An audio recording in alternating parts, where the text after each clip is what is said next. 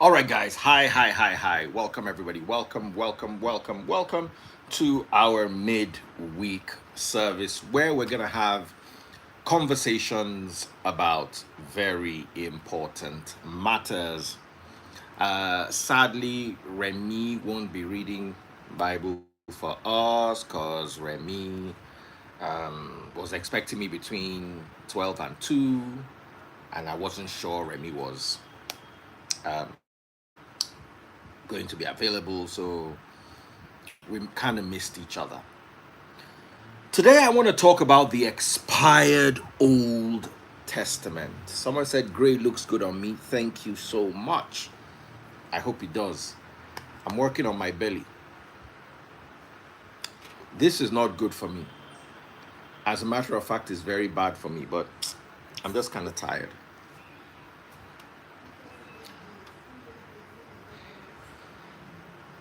It just wakes me up and helps me with concentration.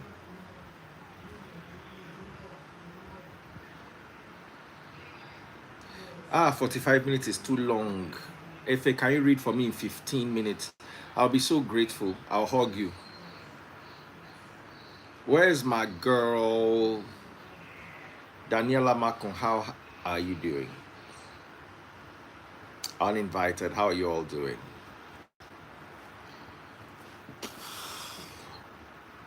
So, the conversation today is the Old Testament, the beautiful Testament that we love so much.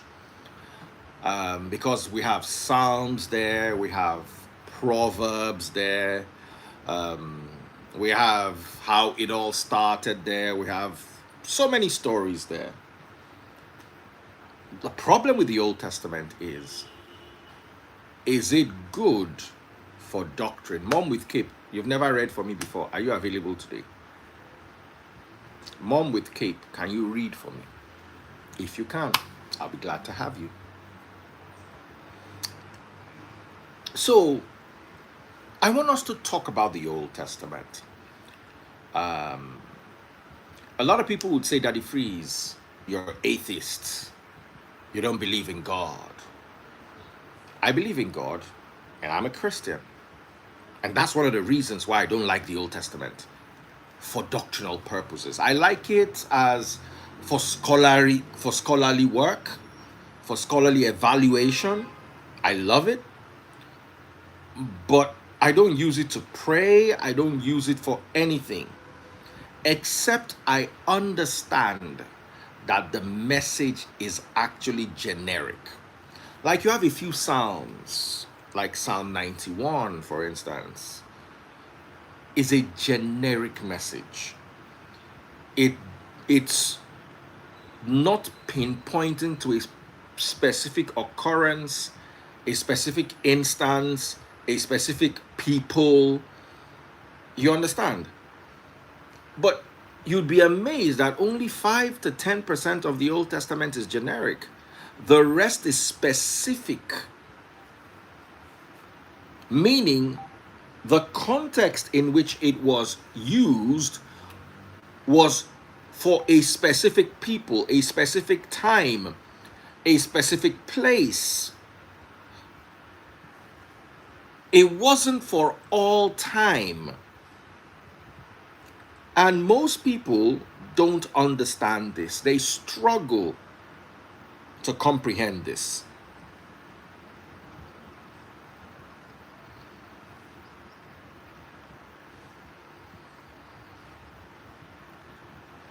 Yeshua did not come to abolish the law. Matthew chapter 5, verse 12. Ebuka Jesse, I'm going to tackle you on that. I love that verse you picked up.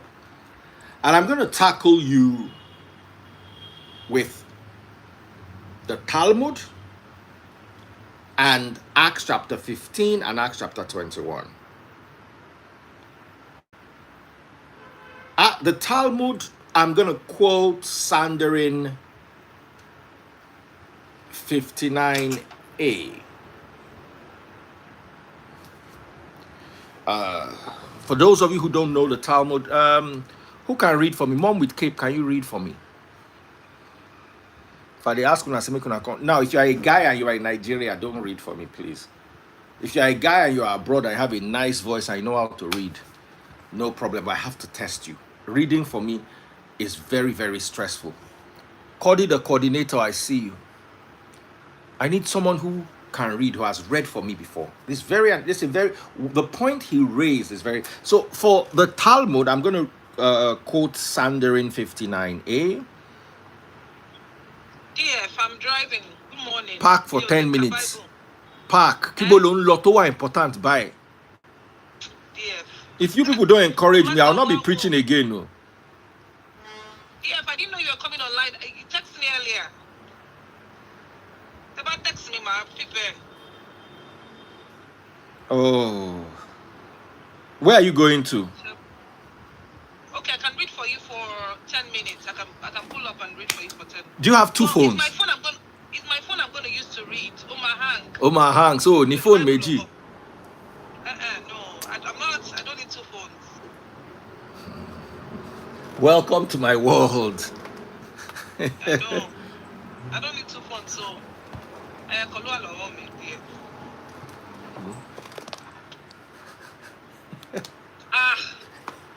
Plus the 5 that are live. You go everywhere with it? I only go around with one phone. Okay. But I just have them around me just in case I need to move, I need data, I need this, I need to read. As I no get office, I just make sure I have everything I need. I have a big pouch to carry it around. I go only with one phone. Oh, okay. Only one phone. That's why I don't live stream. That's why I try to be home most of the time. Okay. Someone said, buy a Bible and put it in your car. I don't like Bibles. I don't like book Bibles. I remember my parents to do that. They used to have Bible either at the... You see, the problem with the book Bible is online. I have access to the Greek Bible, the Latin Bible, all biblical translations. I can switch from KJV to NLT to RSV to... When you buy one Bible, have you ever... Do you know, if you give me a Bible and told me to open the book of Matthew, I'll be in the struggle.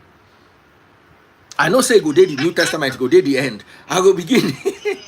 But if I need it on the Bible app, I just tap Matthew 25:31. I don't even need type and finish. Matt 25, Matt space 25 space 35, 31 space. Boom. I just see option. That's technology now. Some people now say, carrying physical Bible is very spiritual. Christ never saw a physical Bible and he was more spiritual than your pastors. Do you know what Christ read?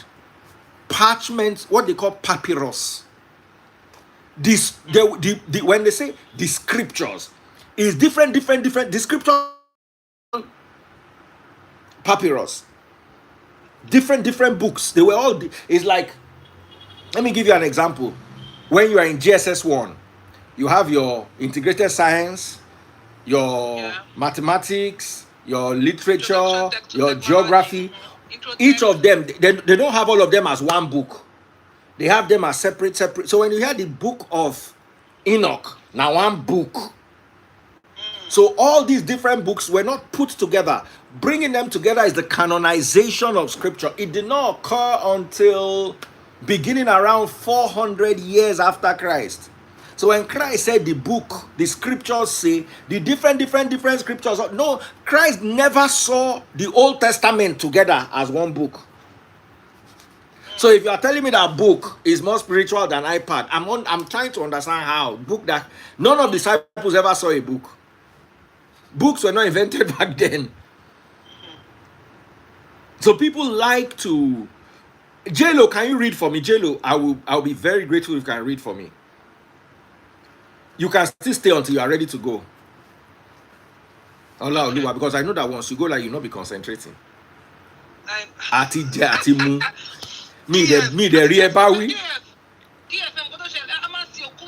I know. That's why most of them me real Bowie.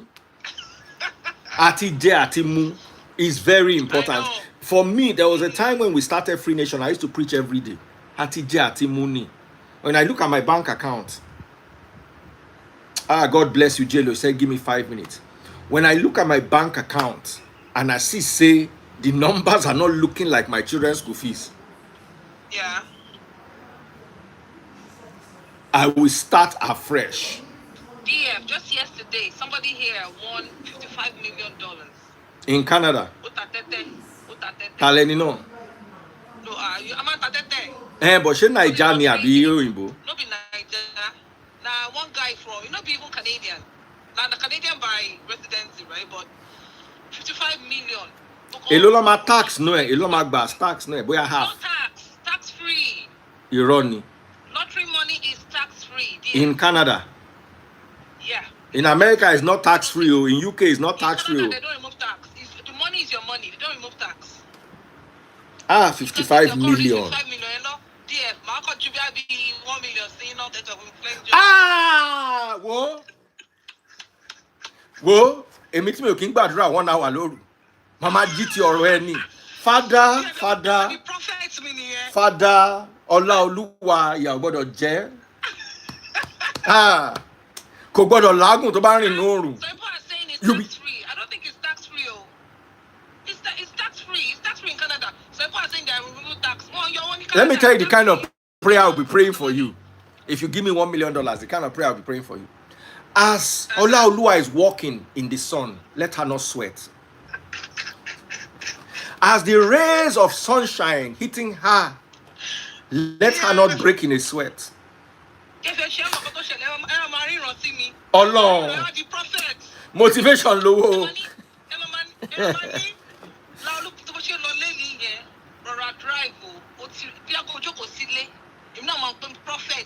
I can't hear top news say accidents can happen for everybody. Yes, DFC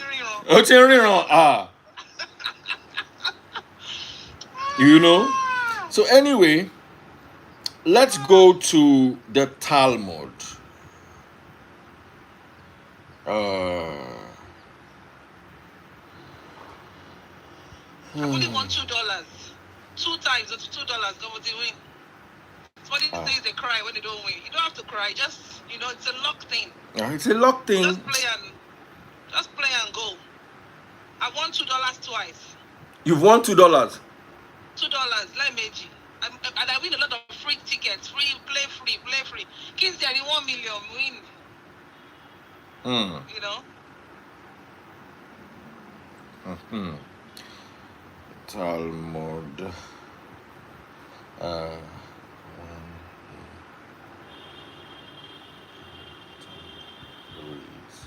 Torah. Má bínú mo fẹ́ bẹ̀ wá kíní ẹ̀ jáde.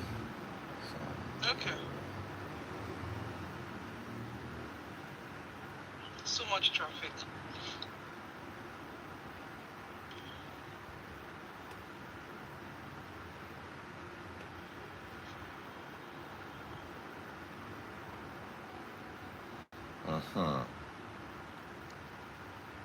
Okay. So I'm responding to Ebuka Jesse here, who said Yeshua did not come to abolish the law. Matthew 5 verse 17. Valid point. Now, to understand the Torah, or to understand the Torah, that is, you have to read the Talmud. So I have the Talmud here open.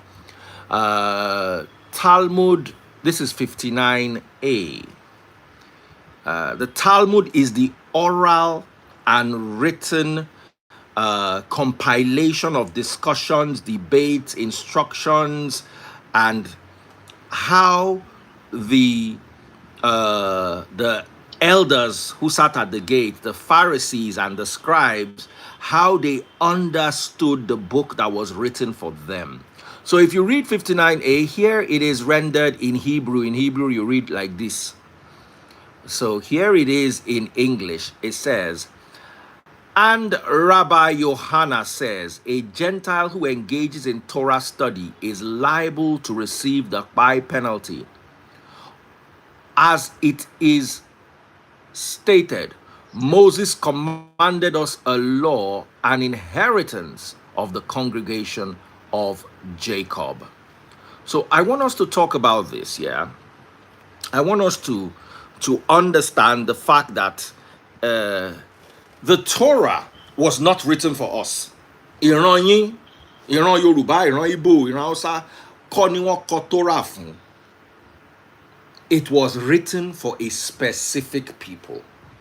And those people saw it as a crime that carried the highest. There's no penalty above the Kpai penalty.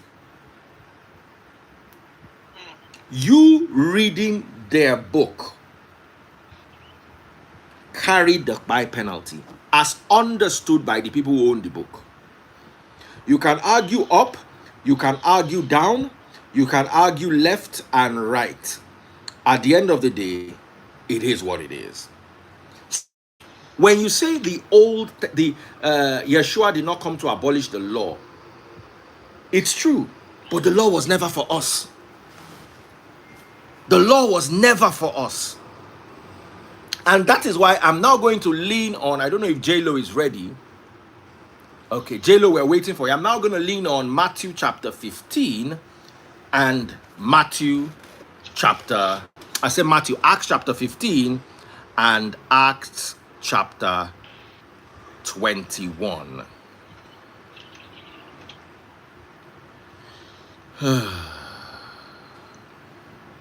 So let me just do that. And I want you to read with me. Acts chapter 15, verse, let's say 20. So, I want you to work with me. I want us to have a proper understanding of this. I can't wait for J-Lo. J-Lo, Shoti Bear, Shoti Day, Oshe, J-Lo today. So I want us to read this. Yes, she has sent a request. I've accepted. So I want to go to. In fact, J-Lo, God bless you. You're looking so beautiful today. Let me not be the one to stress myself and be zooming in on this thing. J-Lo. Yeah, let me go now. All right, my darling sister. God bless you. For me, automatically we know Atijọ́ win new. So you play it. Your money will finish. I play because if J-Lo, let her play. She has promised me 1M, so let her just play. And now, when you play, you don't stand a chance if you don't try. So Abi, just do what you have to do. You never know. Otoro. You never know. You don't stand a chance. So, DF, can you please beautiful day? Bye, J-Lo. Thank you and God bless you, my darling. Keep listening, though, because you are going does not mean we are not here with you. Okay, where this I should open again? Acts chapter 15. Acts 15.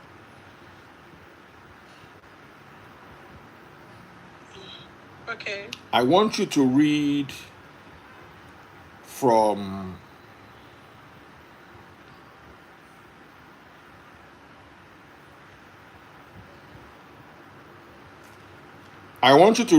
verse 19.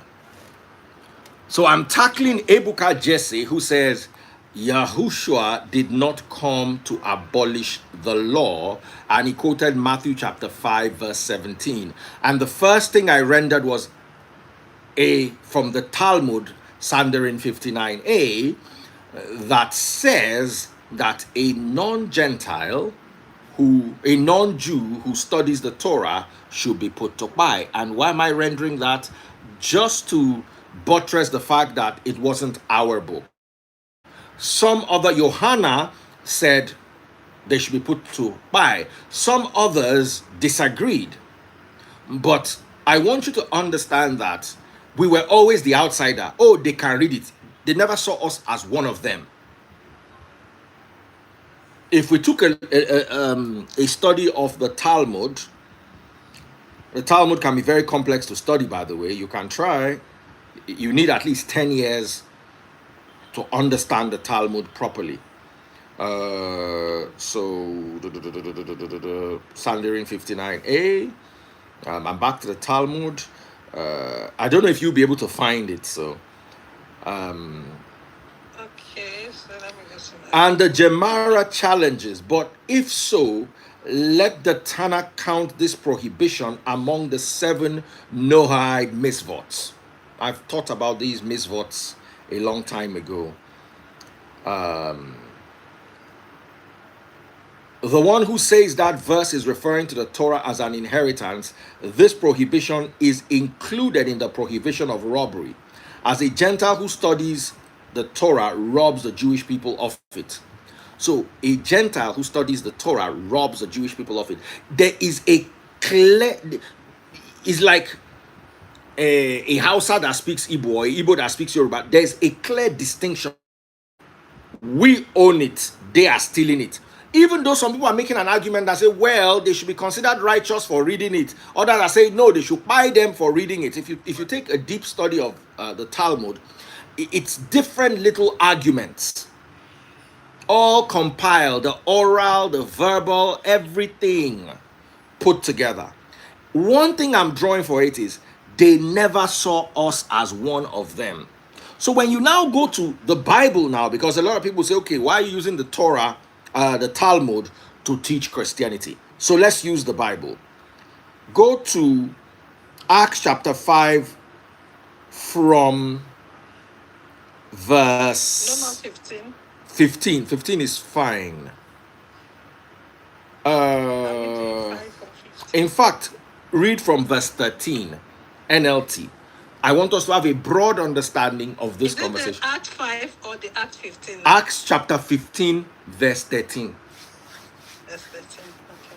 J-Lo, you are just ahead of me today. Now me, they apologize.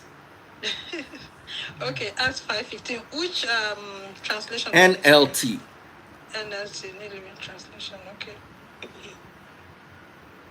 It's 13. Okay. When they had finished, James stood and said, brothers, listen to me. Peter has told you about the time God first visited the Gentiles to take from them a people for himself. And this conversion of Gentiles is exactly what the prophets predicted, as it is written. Afterward, I will return and restore the fallen house of David. I will rebuild its ruins and restore it, so that the rest of humanity might seek the Lord, including the Gentiles, all those I have called to be mine. The Lord has spoken. He who made these things known so long ago. And so my judgment is that we should not make it difficult for the Gentiles who are turning to God. Instead, we should write and tell them to abstain from eating food offered to idols, from quenching immorality, from eating the meat of strangled animals, and from consuming BLOD. For So, these laws okay, continue. For these laws of Moses have been preached in Jewish synagogues in every city on every Sabbath for many generations. Now, I want you to go back to verse Where they mention those 19. No. Okay. Just only 19. Acts And chapter so- 15, verse 19. That's where she's reading. And so, my judgment is that we should not make it difficult for the Gentiles who are turning to God. Continue. Instead, we should write and tell them to abstain from eating food offered to idols. All right, I want you to stop a bit. I want you to go back to something we missed out. Okay.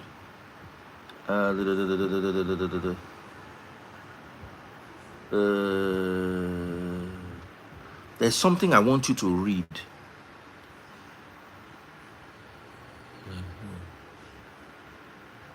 Among to the Gentiles, and this conversion of Gentiles exactly what we provide after all. Blah blah blah blah.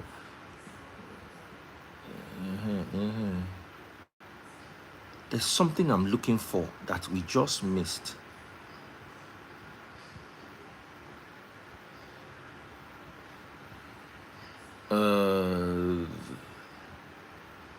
What did it say? Maybe I can go through to check. You read it just now, or maybe my mind heard it. That even our ancestors struggle to keep. I think it should be like towards the last. My eye is not good. Instead, we should write it. We should not make it difficult Gentiles who are turning to God. Okay, or was it?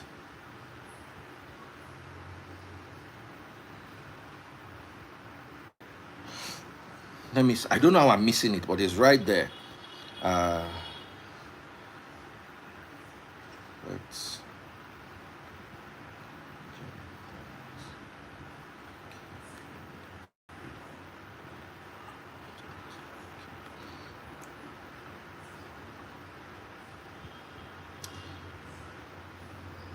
I think it's Acts chapter 15, verse 10. I know it's right there, but I was missing it. Okay, let me check. Just So read why from. are you now challenging God? See that part? Hold on. Yes. We start reading from 13, so there's Yes. no way we Yes. will. Yes. 10, 10, 10, So 10. verse That's what 10. I was looking for. I found it. Oh, Thank you. okay. So why are you now challenging God by burdening the Gentile believers with a yoke that neither we nor our ancestors Neither were we, able to bear? neither Yeah, we nor our nor our ancestors. ancestors were able to bear. Now I want to ask you from that verse 10, what do you understand by that verse 10? Why are you not challenging God by burdening the Gentile? Why bothering us when even our ancestors could not bear what? Meaning the ancestors of the Gentiles were not burdened by it. They were never under the law. Yes. So now, through Christ, we are bringing in the Gentiles. Because if you continue reading, he speaks in 13 of Peter's. When he was talking about Peter, he was referring to Peter and Cornelius in Acts chapter 10. I don't want us to do a deep dive there. But Peter's exploits with Cornelius, blah, blah, blah, blah, Acts chapter 10, and how the Gentiles were brought to the fold. He said, our ancestors were never able to keep it. The Gentile ancestors were never burdened with the law. Now, when the law was brought to the Gentiles, they didn't even want the Gentiles to carry all of it. They only gave them 4 rules out of the entire Torah. So, this rhymes with what the Sanhedrin says, clearly showing the Gentiles as outsiders. What Acts chapter 10, Acts chapter 15, verse 10 says, and Acts chapter 13, all the way to the end, clearly emphasizes. So when you make a blank statement like Yahushua did not come to abolish the law, you are right. The law was never abolished. It just wasn't for us. It is foolhardy for a Nigerian to think himself a Jew. Because the people who lived around the Jews those days were Gentiles. Anybody that's not born Jew was Gentile. Egyptians, Ethiopians, Romans were all considered Gentiles. Gentiles.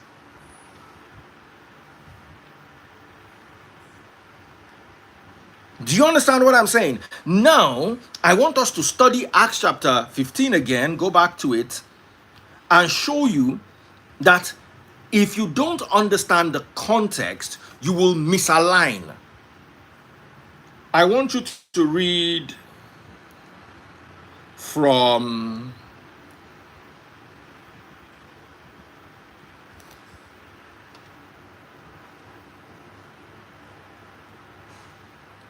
I want us to go to Acts chapter 21. So Acts chapter 21. Now read from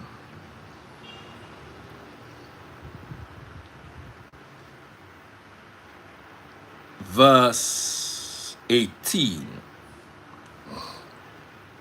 Okay. Acts 21, verse 18. Yeah.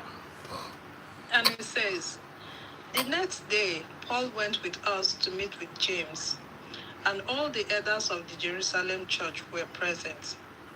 After greeting them, Paul gave a detailed account of the things God had accomplished among the Gentiles through his ministry. After hearing this, they praised God. And then they said, you know, dear brother, how many thousands of Jews have also believed, and they all follow the law of Moses very seriously. But the Jewish believers here in Jerusalem have been told that you are teaching all the Jews who live among the Gentiles to turn their backs on the laws of Moses. They have heard that you teach them not to circumcise their children or follow other Jewish customs. What should we do? They will certainly hear that you have come. Here's what we want you to do. We have 4 men here who have completed their vow. Go with them to the temple and join them in the purification ceremony, paying for them to have their heads ritually shaved. Then everyone will know that the rumors are all false and that you yourself observe the Jewish laws. As for the Gentile believers, they should do what we already told them in a letter. They should abstain from eating food offered to idols, from consuming BLOD or the meat of strangled animals, and from benching immorality. Should I continue? I want you to go back a little bit now. I want you to go back a little bit now Okay. and read this.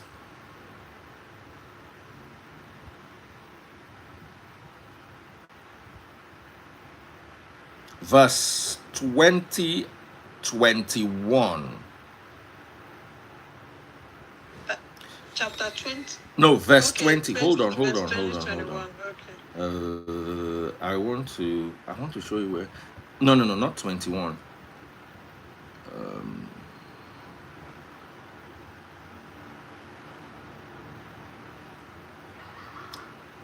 Verse 20 and 21. I was right. Okay. After hearing this, they praised God. You know, dear brother, how many thousands of Jews have also believed, and they all follow the law of Moses very seriously. But the Jewish believers here in Jerusalem, they do what? The Jews believed, and what happened?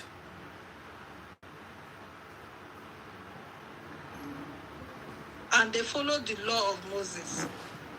So the Jews followed the law of Moses despite believing. That supports my brother's Matthew chapter 5 verse 17. The Jews believed and they were saved and they were still following the law of Moses. The Gentiles believed and did not need the law of Moses except 4 things. Am I misdirecting you here? No.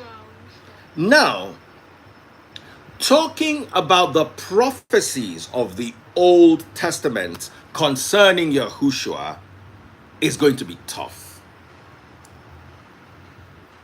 That is why the Jews today don't believe Yahushua was the one that was prophesied about. And this is where I also abandon many of the so-called prophecies because they do not have a univocality. I'll give you an example of a prophecy. This guy, he keeps, there's one particular one he keeps posting, that the phrase, with all due respect, you are not right on this. Yeshua emphatically said he did not come to abolish the law. The laws and the Old Testament testifies of him. J-Lo, have I satisfactorily answered him? Yeah, to an extent, yes. Is there anything else remaining? If there's anything else that you feel that I've not answered, please point it out. The Old Testament is not abolished, but it's not for us. It has nothing to do with us. It is their book for them. For them, because it's their law. It's their law. And we don't need to believe it because it's their one-sided narrative about how the world went. They said the Egyptians enslaved them. The Egyptians said, no, it's not true. They said they had a Jewish queen in Persia called Esther. The Persians said, no, it's not true. So we don't need the book for anything. It's their book. They can believe it. They can do anything they like with it. We are not under any obligation to believe it. Our own negotiation with the God of Israel begins with Christ. Before Christ, we were not very good. I'm going to give you another Bible verse that is going to lend. I think to me, with all this, it's just like a pastor now here in Nigeria preaching Christianity and also adding the law or the constitution of the land to it. Like, God bless you. This is, we are Christians. At the same time, we have to keep to we have to keep to the law of or the constitution of Nigeria. Yeah. So now, if our Christianity and our constitution is not taken to another country, the country is supposed to leave our constitution out of the Christianity we are bringing to them. I think that is, to my understanding. I want to read something for you. It was a question my daughter even asked me. I'm just trying to find it where my daughter asked the question. I'm trying to find, my eyes are, as in sometimes I wake up and I'm so stressed, my eyes get worse. Use your glasses. I don't want to, I'm not in the mood to. Once I start, I'm not going to see anything the whole day. I go to look for glasses up and down. Matthew 15, 21 to 28. Read this. Matthew 15, 21 to 28. Okay. Matthew 15, 21 to 28. Okay, Matthew 15, 21 to 28. Then Yahushua left Galilee and went north to the region of Tyre and Sidon. A Gentile woman who lived there came to him, pleading, "Have mercy on me, O Lord, Son of David, for my daughter is possessed by a demon that torments her severely." But Yahushua gave her no reply, not even a word. Then his disciple urged him to send her away. "Tell her to go away," they said. "She's bothering us with all her begging." Then Yahushua said to the woman, "I was sent only to help God's lost sheep, the people of Israel." But she came and worshipped him, pleading again, "Lord, help me." Yahushua responded, "It isn't right to take food from the children and throw it to the dogs." She replied, "That's true, Lord, but even dogs are allowed to eat the scraps that fall beneath their master's table." "Dear woman," Yahushua said to her, "your faith is great. Your request is granted." And her daughter was instantly healed. Okay. So, try to summarize what you understand by this submission.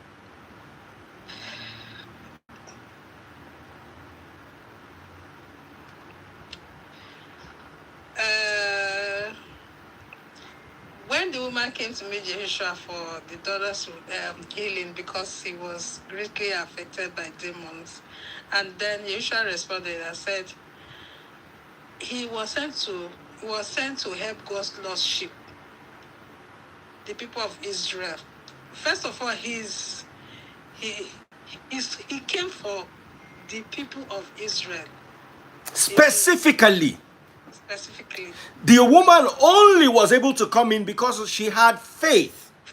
And this illustrates that our connection with Christ is only through faith, because he didn't come for us.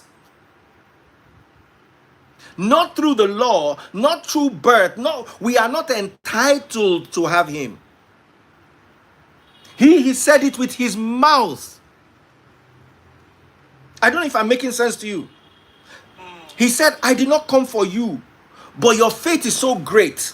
You are tapping into an anointing that I did not come to give you, because you are not entitled to it." And that is why you have the unmerited favor. Unmerited favor is not you scoring last in WAEC and becoming the first person to enter university.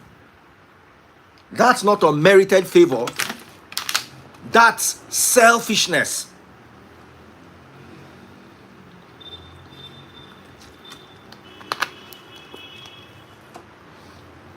This right here is an example of unmerited favor. Do you understand, J-Lo? Yeah. She's not merited. I did not come for you.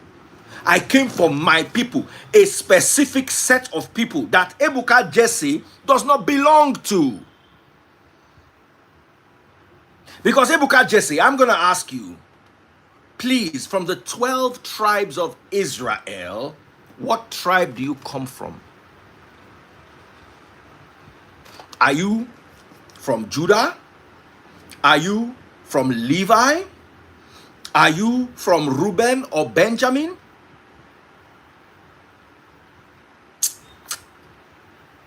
I'm asking you.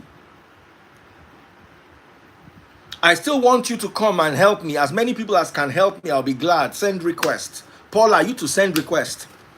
I want us to discuss this. I want you guys to peer review me. I want you to cross-examine me. There's another one here too for Lakeji. You said you are missing it because you are focused on the wrong thing, the law. I don't understand what she meant by that. When that one is ready to talk about what they are going to talk about, we'll go there. There's somewhere else I want to go to. Chupo said he's from the tribe of Yoruba. What tribe are you from, Jelu? The tribe of Igede. Then why do we worship on the Sabbath day, which is on Saturday? The Sabbath day is part of the law.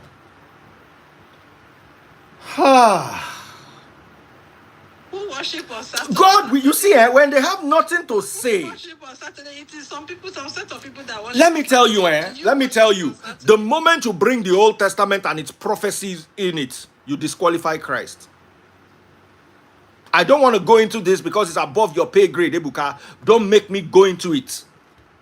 When you go into the Old Testament, that's why the Israelites do not believe in him. They don't believe he's the Messiah because it doesn't meet the requirements. And I will read you the requirements for the Messiah. I don't want to go into this, but if you push me, I will go into it.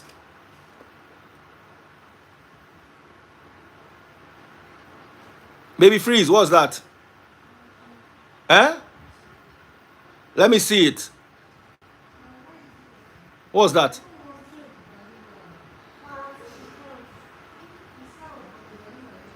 The apostles worshipped on the Sabbath day in the New Testament. J-Lo, answer why they worshipped on the Sabbath day. I think it wasn't really worship, or it's for healing purpose. That somebody even accused them that Sabbath day is meant to. They worshipped on the Sabbath day because they were all Jews. There was no Gentile apostle. There was a Jewish apostle to the Gentile. The closest we have was Paul, that was both Roman and Jewish. Nothing concerns us with the Old Testament. I want to hear how he did not make the criteria. All right, very good. And his name is not Jesus, by the way. His name is Yeshua. Once again, Jesus is the what do they call it? The Gentile rendition. Since we are believing in the Old Testament, can we call him what they called him in the Old Testament? I'm going to give you the reason. Ask any rabbi. Go to Jerusalem today and ask them why they don't believe that Christ is the Messiah. Ask them. And before you go, I will give you. Then when you go, come and cross-examine me. Paula, please, I want you to also come. I want us to have a very, very intelligent conversation. How are you, my darling? Hi, V. I'm sorry. Hi, I'm Jayla. I was rushing to do school runs. Okay. But I'm ready now. Let me just go sit down. So, according to the Jewish beliefs, number one, the Messiah is expected to end all war, bring universal peace and knowledge of God's oneness to the world. And this is Isaiah chapter 2 verse 4 and Zechariah chapter 14 verse 9.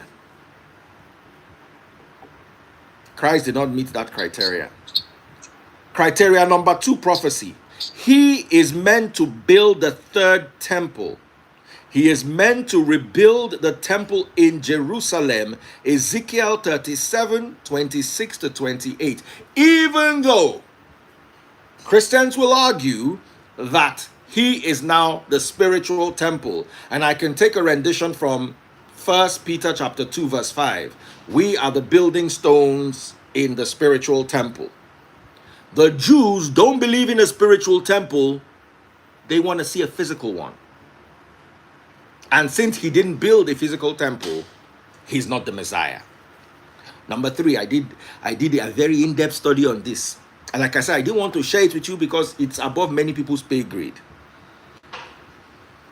Number 3, gathering everyone in exile. The Messiah is supposed to gather all the Jewish people from exile back to the land of Israel.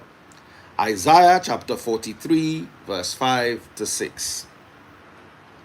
And one of the biggest problems, gather all the people, we can say gather them spiritually. For me, this particular point is the most important and scariest point.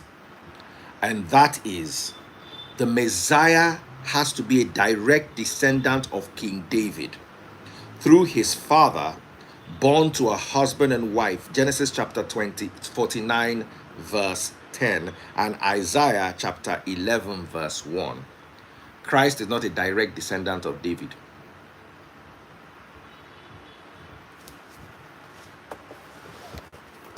Because Joseph is not his biological father.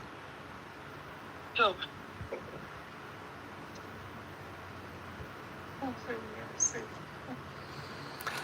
I didn't want us to go there, but you have made me go there. And this is one of the biggest arguments that we have. He is supposed to be a direct descendant. Now, if you say, because it is a cancel, is like, You say, who is Jesus? It's just the name now. They changed the name. they changed the name. It's not his name. The name Jesus, nobody was Jesus until 400 years ago. And the Messiah lived 2,000 years ago. It was Oh, yes. Joshua before. No. Hold on. You can't eat your cake and have it. One of the things that makes Christians different from the Jews is that Christ was born of immaculate conception. If he can't be born of immaculate conception and be Joseph's son. So the moment you say, okay, he's from the lineage of David, oh, son of David. He is from the tribe of Judah, fantastic. Then he wasn't born immaculately. He was born like a normal child. When a man met a woman, they got pregnant. Like abroad people will say. In Nigeria, the woman gets pregnant. Abroad, they get pregnant. Abroad, people say, we are pregnant. Nigerian people say, I am pregnant.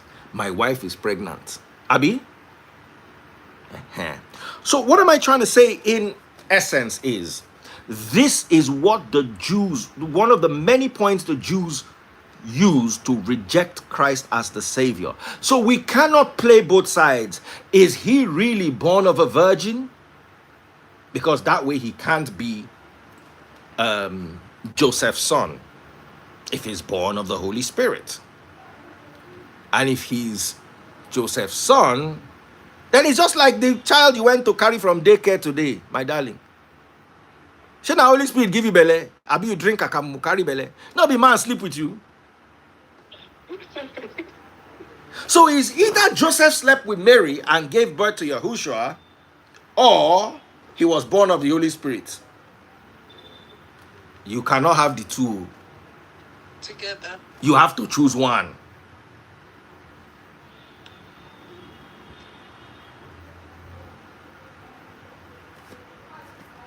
You have to choose one of the two.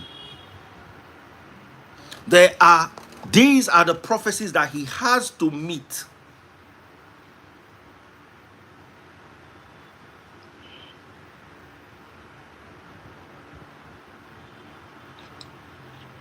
Excuse me. You need to read the genealogy of Yeshua. Brother, I've read it. As a matter of fact, I studied it for a whole month. Please remind me what's the genealogy. They said, what is his trace to the genealogy? Is it not Joseph? Is Joseph his father? More they use our brain. They better know they whine us now.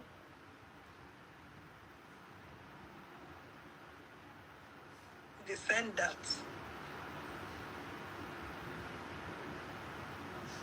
The genealogy, you don't need a month to study it. You can study it in 2 hours. I did a month because I looked for every question they could ask on this genealogy. Let me tell you, let me tell you how bad it is. They realize they cannot, because you have to cancel his immaculate conception to bring him under Joseph. So now they say Mary is also from the tribe of Judah. I can guarantee you, except Hebrew folklore, there is no biblical construct that supports Mary being from the tribe of Judah. And that also is still with a question, because people don't get into a tribe through their mothers. They get into it. Give me the Bible verse that supports it. There's no Bible verse that agrees that Mary is from the tribe of Judah. It is an assumption they make, because that's the only assumption they make to be able to tie Mary to David. Christ to David. As they not bring him through him papa, because they want to maintain immaculate conception, they now have to bring him through his mother. There is a Bible verse that says Joseph came from the tribe of Judah. Clear.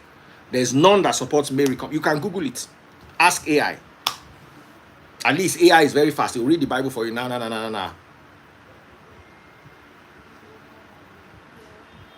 So do you understand the danger, the inherent danger in the Old Testament?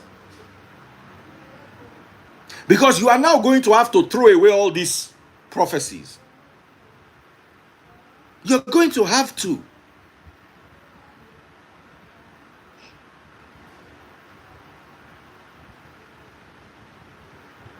There is no, I'm waiting for Ebuka Jesse. Give me any Bible verse from the canon that traces Mary to David to fulfill that scripture.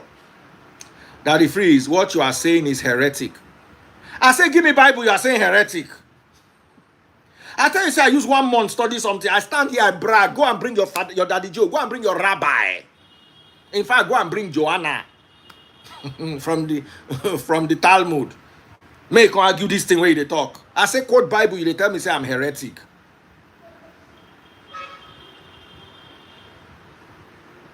I'm waiting. I will give you 3 days. You not fit. In fact, I will give the 1 month where I use. What's today's date? Today is 14th. 14th of January. Valentine's Day will congregate again. Ebuka Jesse, come and show me where you can use to tie Mary to David biblically. Use the Old Testament, use the New Testament. I tell you, say I use one. Do you know why I studied it for 1 month? So that there's no way you can bring for me and they'll say, oh, it's this part. Alo Damiloju. I don't know if you speak Yoruba. You know what it's called? When somebody say, oh, Damiloju, I am sure of it. You're certain. I'm certain.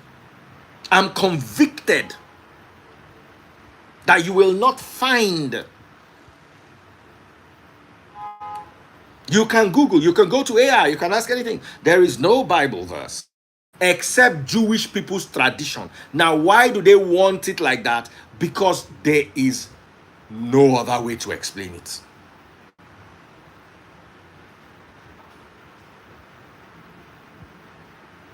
Ebuka Jesse has stopped typing. That is free. He's searching so about. I'm on Google. So there's one of it that says that Luke says that she was from the bloodline back to David through his son Nathan. Can we please examine it? Luke chapter what? Luke chapter 3 verse 23 to 38. Okay. Luke 3. What did you call 20? 3 to 38. 23 to 38. Okay. All right. Luke 3:23 to 28. To 38, yeah. To 38. All right, 23. Who's going to read? I can read. All right. Okay. Luke 3:23 to 38, you said the ancestors of Yahushua. Yeah. Yahushua was about 30 years old when he began his public ministry. Yahushua was known as the son of Joseph. Joseph was the son of Heli. Heli was the son of... but this is what they have just cleared now. He said if somebody was conceived immaculate... He can't be the son of Joseph. They said it's the So we are son going to of- pick one new. Logically, No. Read it, read What it. you say there should is I as continue? Mary. They said Should I as Mary. continue? Just show me where Mary said it. Just show me where Mary is there inside.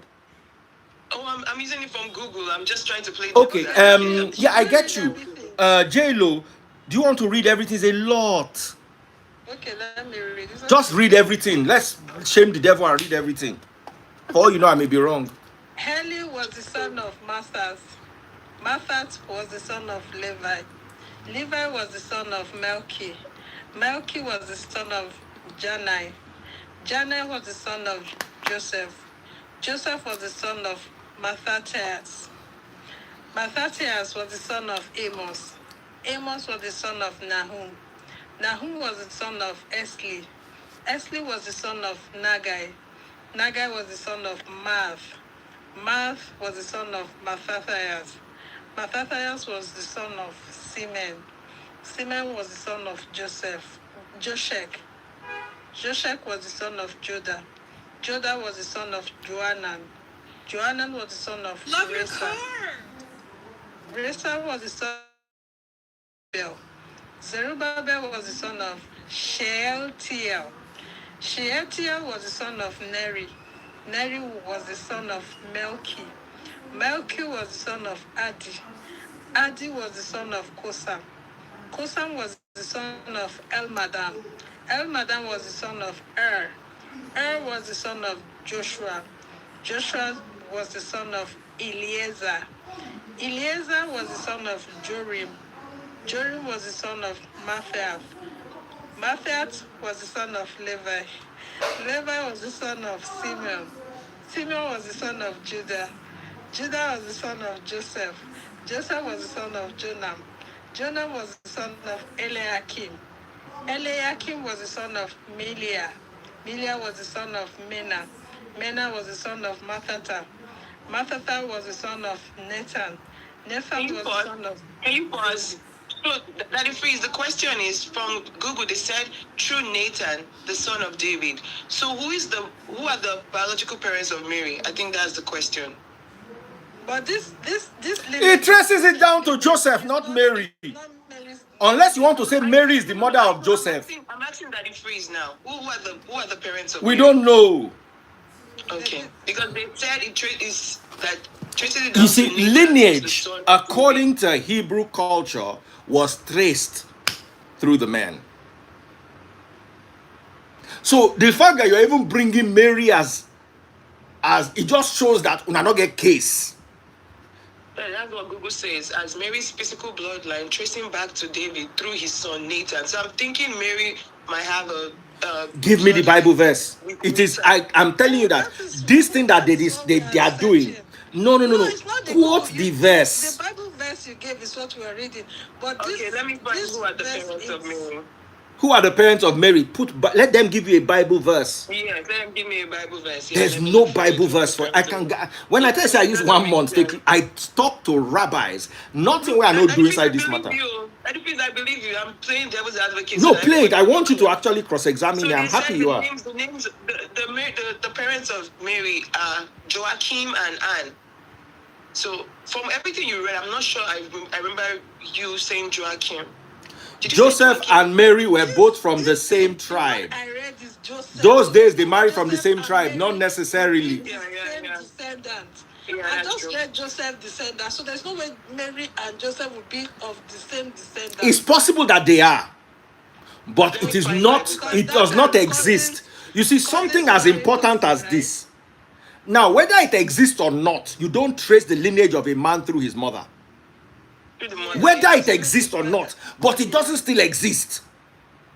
Yeah. Okay. Do you understand? Whether it exists or not, whether Mary is from Judah or not, nobody's according to their laws, descendants are traced from the. That's why when I said the genealogy is, they tied him to Joseph, that is not his biological father. That please, you're right. It says that there's no place where the Bible mentioned her parents. Something that I studied 5 years ago. Unless they wrote it, unless they included it in the Bible last week. Ebuka Jesse still argue Joseph and Mary were both from the tribe. Okay, let us assume, hold on. Let us assume that Joseph and Mary were from the same tribe. Let's assume. Okay. Joseph is clearly not the father of Christ. Oh, correct. Clearly. So that removes him. Men's tribes were not traced through their mothers. So no matter where you go, it don't be like those roads where if you drive left, you still meet go slow. You try to pass right, you still meet go slow. At the end of the day, you can't choose which go slow you go there because go slow there everywhere. Everywhere.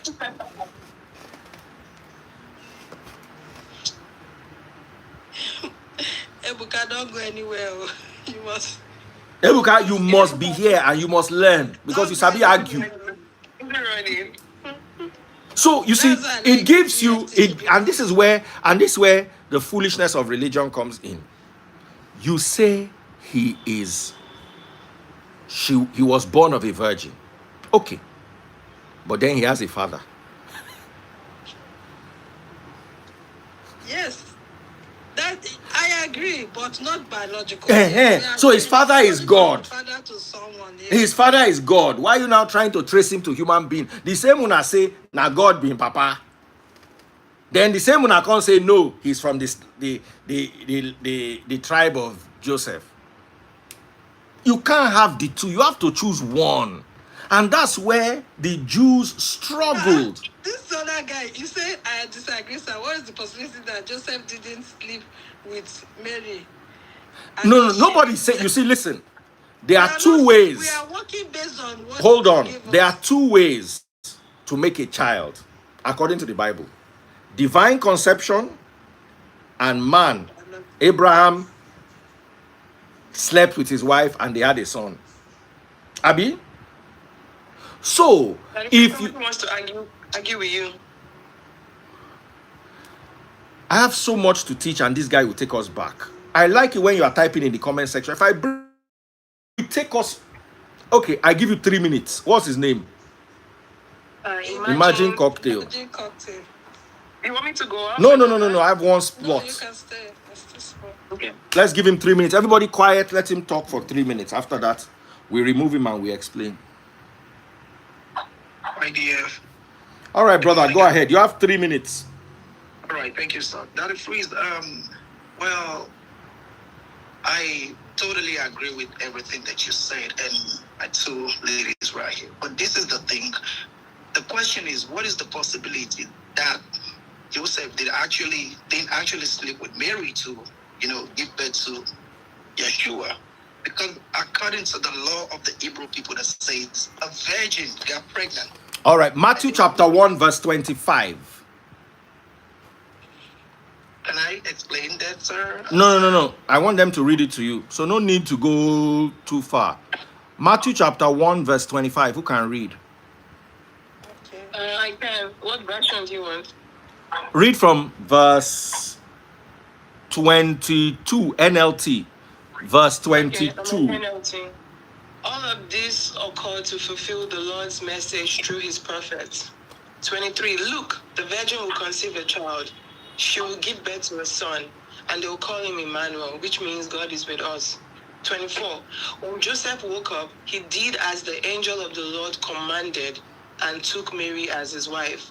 But he did not have menstrual relations with her until her son was born, and Joseph named him Yehoshua. Brother, there's no doubt. It's there in the Bible. I appreciate that, but there's no doubt about that. But I'm not really. The reason I'm saying this is because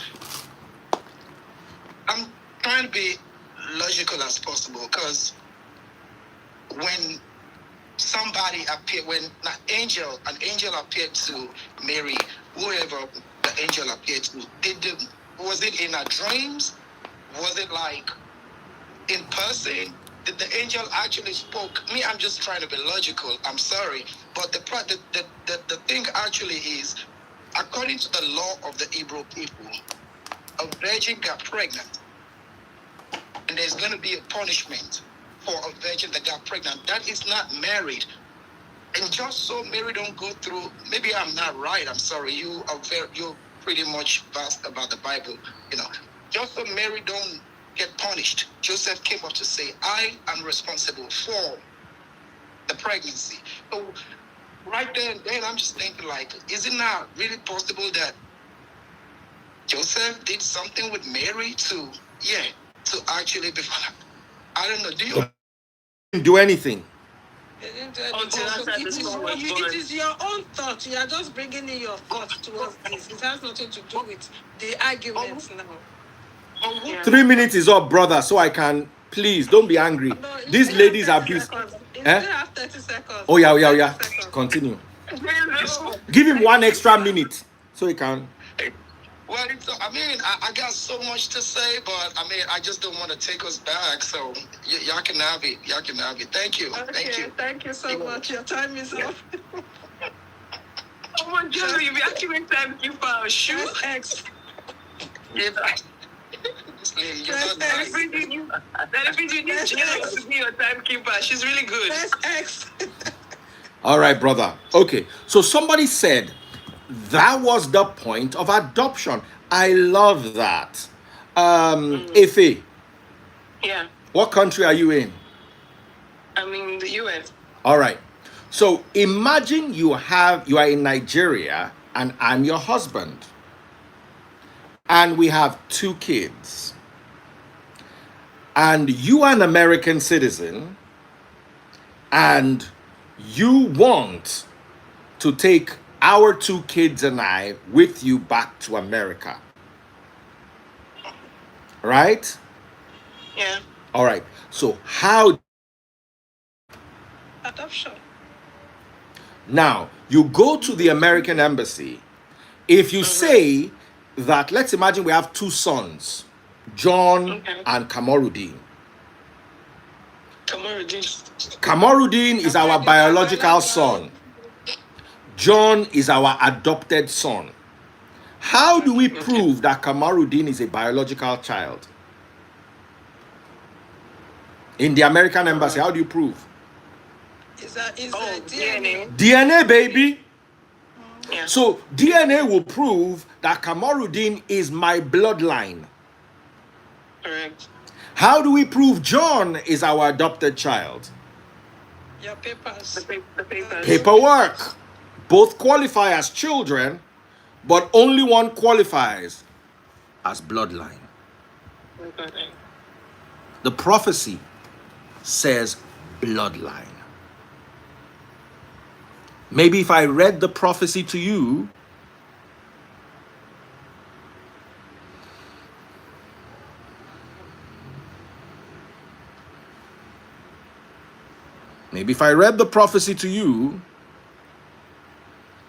then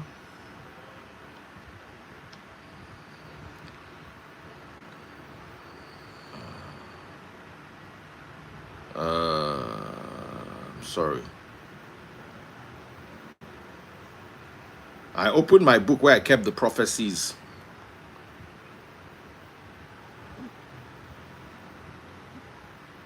We should not adopt spirit Kamorudin.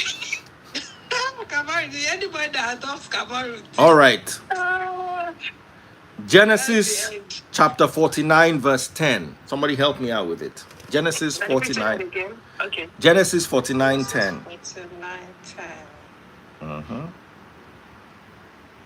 And it says, the scepter will not depart from Judah, nor the ruler's staff from his descendants, until the coming of the one to whom it belongs, the one whom all nations will honor. He ties his foal. It's to okay, a no need quiver. to go any further. Number 2, Isaiah chapter 11 verse 1. These are the two prophecies that claim he must be of the bloodline of Judah. Okay. You said Isaiah? Chapter 1 verse 11, Isaiah 1:1. Isaiah 1 verse 11, and it says, "What makes you think I want all your sacrifices, says the Lord? I am Sorry, sick of Isaiah your 11:1. 11:1. Forgive Exactly. me. I was confused Oh, too. okay. I'm sorry. Isaiah 11:1. Out of the stump, there's going to be a little noise in my background. What was Go that? ahead. Can you guys still hear me? They're mowing the Yeah, lawn. we can hear you. Okay. Out of the stump of David's family will grow a shoot. Yes, a new branch bearing fruit from the old roots. So, the family is clearly mentioned here. Yeah. The family is clearly mentioned here. He must come from that family. He must be an offshoot of that family.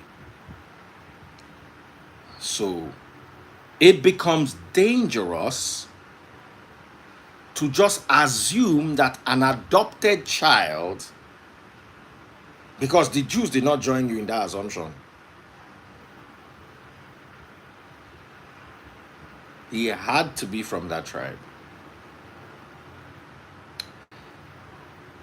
Now, there will always be ambiguity about this. And why is there so much ambiguity? Because the Old Testament can be used to disqualify Christ as much as it can be used to qualify him. So if we have believed in him and we have taken him as our guidance, our shepherd, why are we going to where doubt will occur? It's like, I believe that J-Lo is my wife. J-Lo could have slept with 10 men last month. As long as she has not slept with anybody from the moment she becomes my wife, I cannot bother about her past. I should bother about the men she's sleeping with while we are together.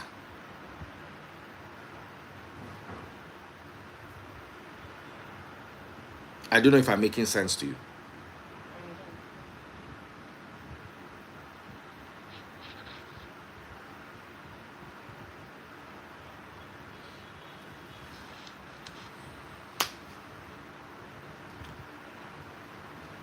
We want to use another example. You feel this one is not properly represented? I think it should be, because I'm tired of explaining the same thing that actually is so easy and people are just finding it so hard to understand. I don't know what else to say. No, I think that if some people are trying to reconcile what they've always known to this. I think that's what it is. That is the His problem. image was by adoption, and you've changed it now. Okay, he's getting somewhere. His lineage was by adoption and by bloodline. Yeshua is from. There's no bloodline. There's no bloodline there. There's no bloodline. You can't trace the bloodline. You can't trace it. Because if you start bringing extra biblical books, we'll start bringing extra biblical books. Now you go wrong. Now you reject Talmud, but you want to bring extra biblical.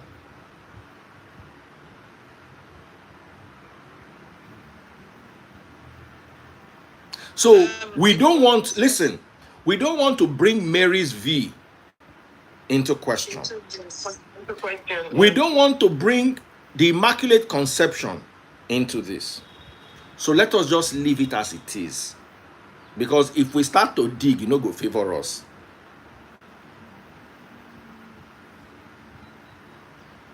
Do you want take waiting you spend years to study to some Sunday service pastor teaching?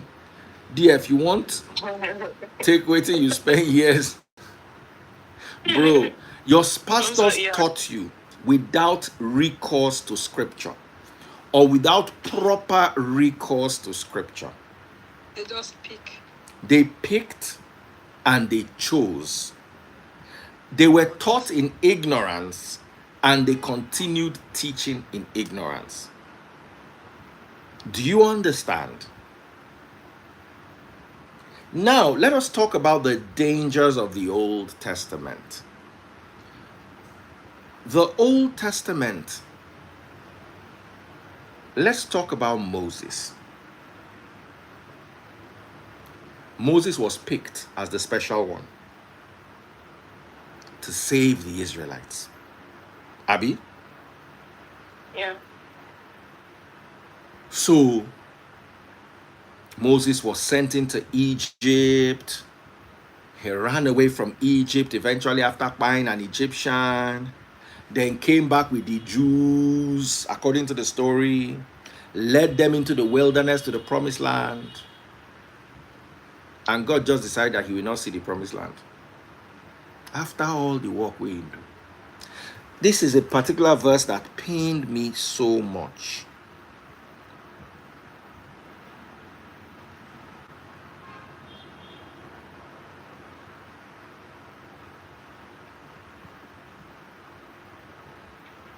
Deuteronomy 34 verse 7.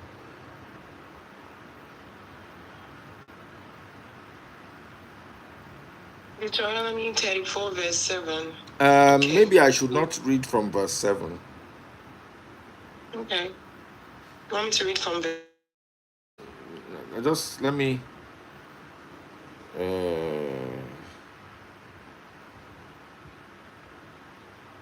Um,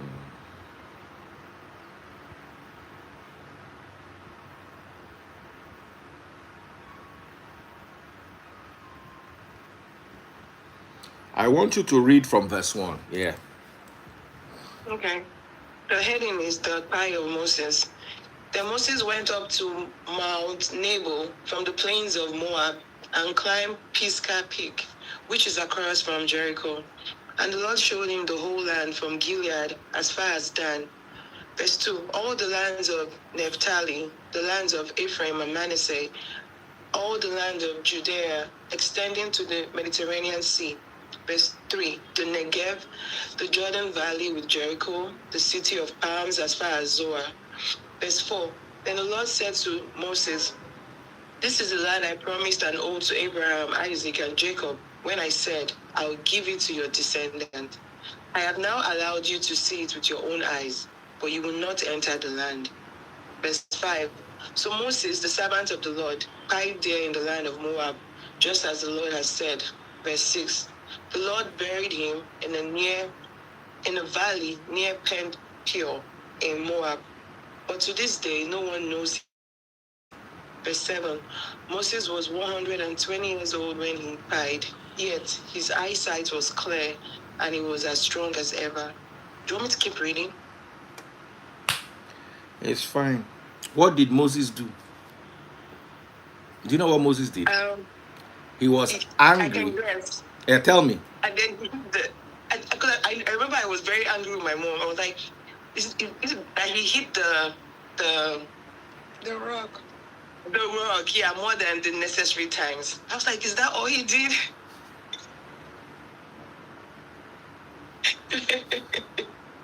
Moses struck the rock instead of speaking to the rock.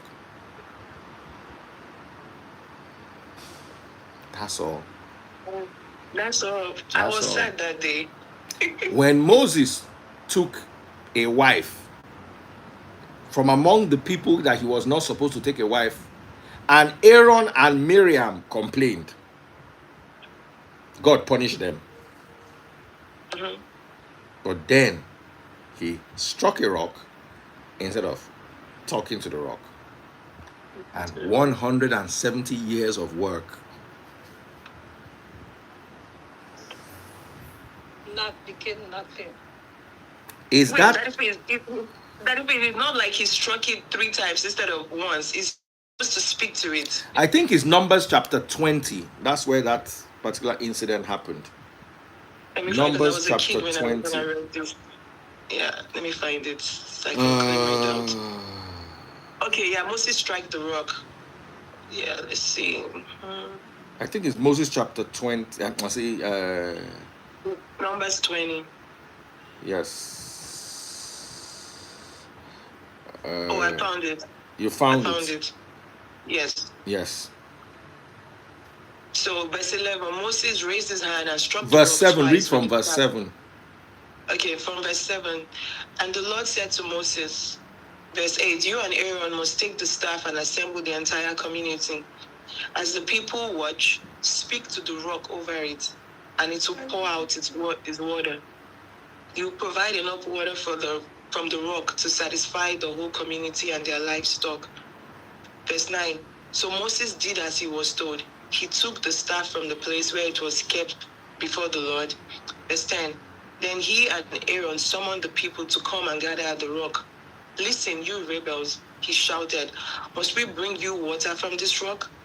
Then Moses raised his hand and struck the rock twice with the staff, and water gushed out. So the entire community and their staff drank their fill. But the Lord said to Moses and Aaron, because you did not trust me enough to demonstrate my holiness to the people of Israel, you will not lead them into the land I'm giving them. Whether he has spoken or strike or struck, maybe the essence is at least water gushed out and finally. This is what you people So want to whether go back you to. have spoken or This is what you people want to go. This is the God has given you a book. So take the people remove only 4 covenants from the book. So commands. Say no. This is what you will do. This is what you will do. This is what you will do. This is what you will do. Instead, you want to go back to this.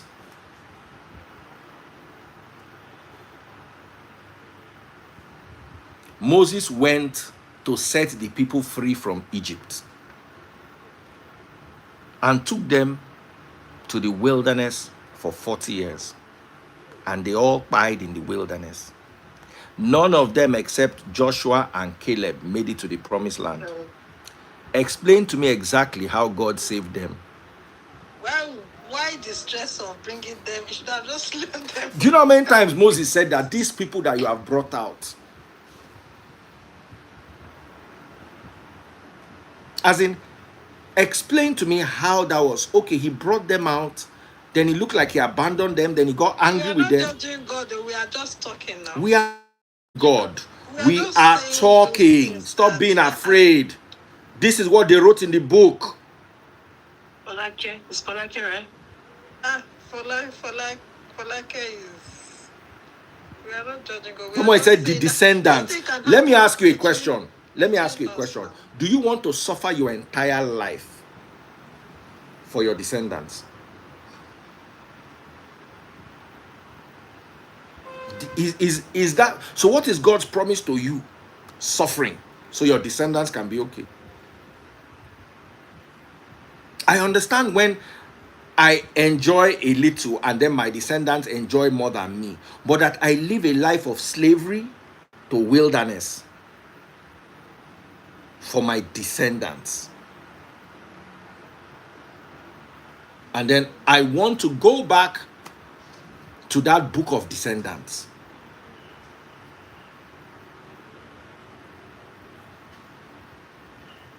I really want to know.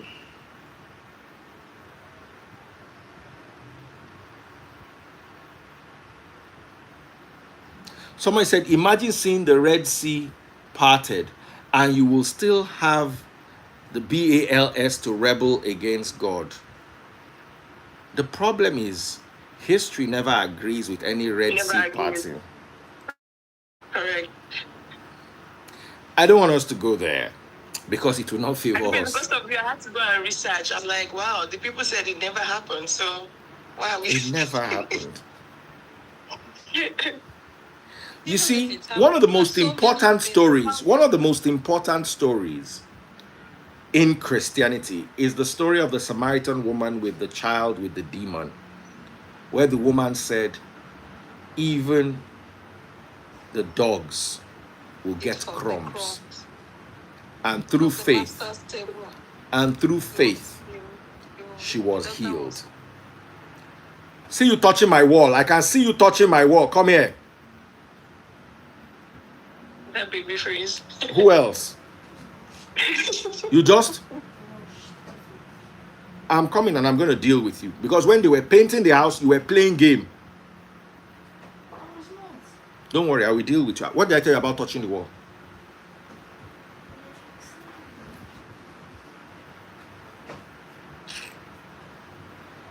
If you want to paint the whole house like this, the whole house will be a mess for 2 weeks.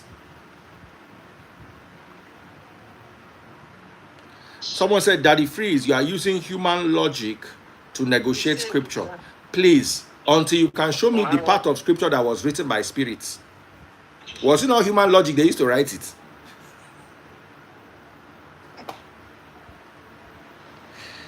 Bring Ebuka. Bring Ebuka. Ebuka will frustrate us. Ah, God. I can barely cope with him in the comments. I now want him to come live. Please show me a verse that was written by a spirit. Book that they wrote. Another set of human beings came and rewrote. Then another set of human beings came and compiled. Have you ever Googled the critical texts? What are the critical texts? Google it.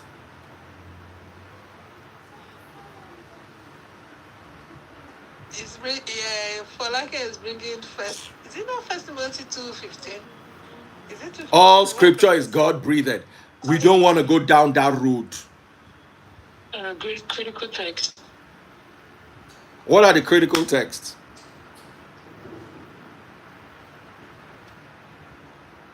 Inspired. Have you said anything about the critical text? Or Google what's the difference between the majority text and the critical text. Then it can zone in. Difference between majority text and critical text. The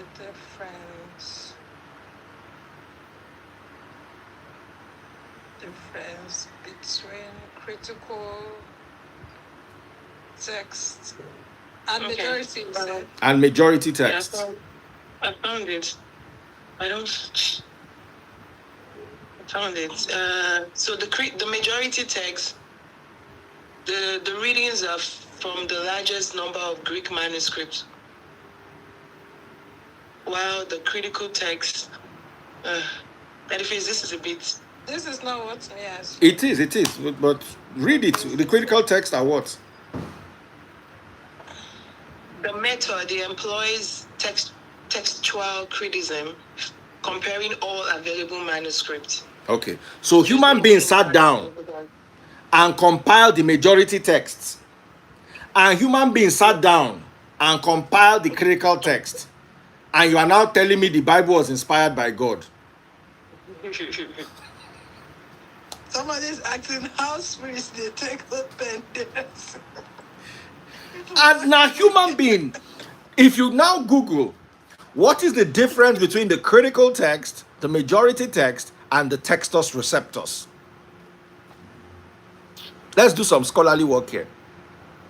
What's the difference between the critical text, the majority text, and the textus receptus? The core difference emphasizes the quantity of manuscripts representing the text most widely copied throughout the medieval. Emphasizes the age and quality, relying on much older but fewer manuscripts, reflecting a different textual stream. Daddy Freeze, what you're reading is really deep. I don't think we're ready for it today. You can't handle it because you first of all have to study the life of Erasmus.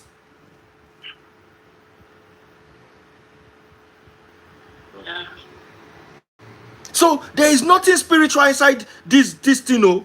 Now human beings sit down, they gather all the manuscript. They say, okay, now the King James is based, by my understanding, largely on the textus receptus.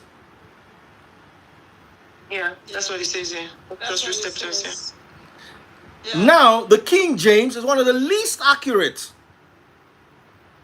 Bible translations. The more accurate ones are based on the critical texts. Yeah, NIV and the rest. NIV, ESV. So, who were the people that compiled this work? You see, if you want to go down this rabbit hole, sorry, 1 second. Yeah, hello. He said yes, you Yes. are right, but God inspired them to write. It's just like a normal novel writer. Yes, Like, yes. Send account here. The one that Boboing Mark Bank by send there. it's just like a novel writer now. Like you want to write something, there must be an inspiration somewhere, somehow. So that doesn't mean there is a spirit that is making you to write it now. There must be inspiration if you are writing. Someone if you are said a book old writer. text is based on Dead Sea Scrolls. Question 1: when were the Dead Sea Scrolls founded? 1976, 1947 or 45? 50 years ago. When was the Textus Receptus written? Google, when did Erasmus live? Somebody Google, when did Erasmus live? Somebody Google, when were the Dead Sea Scrolls discovered? I'm googling the first one. Erasmus. Okay, Google the second one. Okay, when were the Dead Sea This Scrolls? when did Erasmus live? Yeah. Or when did Erasmus work on the Textus Receptus? 1466 to 1536. Okay, so the Textus Receptus. Just Google, when was the Textus Receptus written? Because that's Erasmus' work.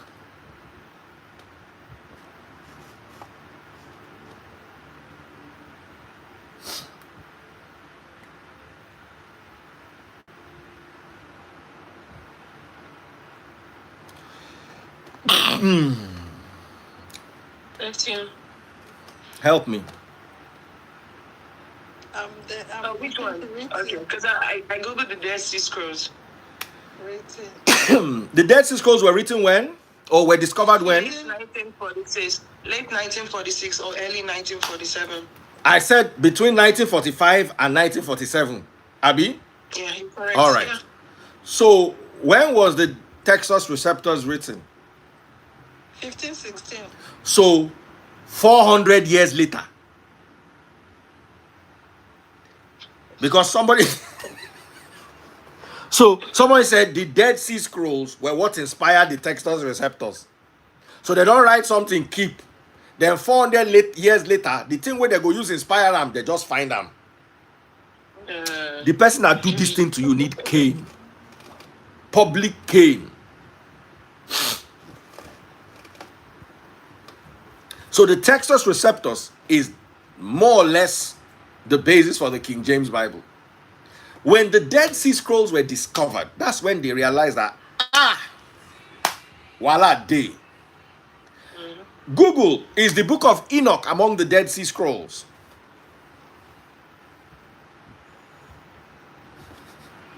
I go carry you that place where I go, they want go, I go carry you reach there, drop una.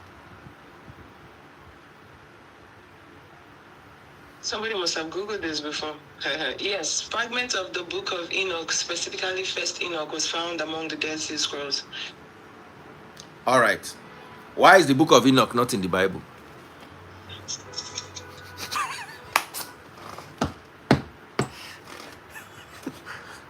Huh? And it was written in Aramaic, Seth. I've been Aramaic, like seriously. So why is the book of Enoch not in the Bible? Book inspired by God. That's why I like DF teacher. At least you open your eyes to something. Now I want you to Google why the book of, because the book of Enoch is in the Ethiopian Bible. Oh yes, it's in the Ethiopian. I have a copy in this house. I don't know when Amara they give them to. I don't know where Amara go keep them. He said, why is DF jumping all over? Because people are saying stuff now. I'm responding to questions where they ask In me. the comment section, somebody said the Bible is That's so nice. that's why he's giving all these things. That You are asking me questions You ask and I'm questions. answering. Where did we start from? The Bible is inspired by God, and I'm asking you, okay, what part is inspired by God? I want you to Google why was the book of Enoch removed from the Bible? You help me with that. Me? Okay. Dr. Ned, I did live, they do my teaching. How far? Is Uh-huh. Okay. Yeah. Jailer. Yeah. Why? Why is the book of Enoch Yeah. removed? Yes. Oh, so they're claiming it wasn't Enoch that wrote it. Yes. That's why. Yes.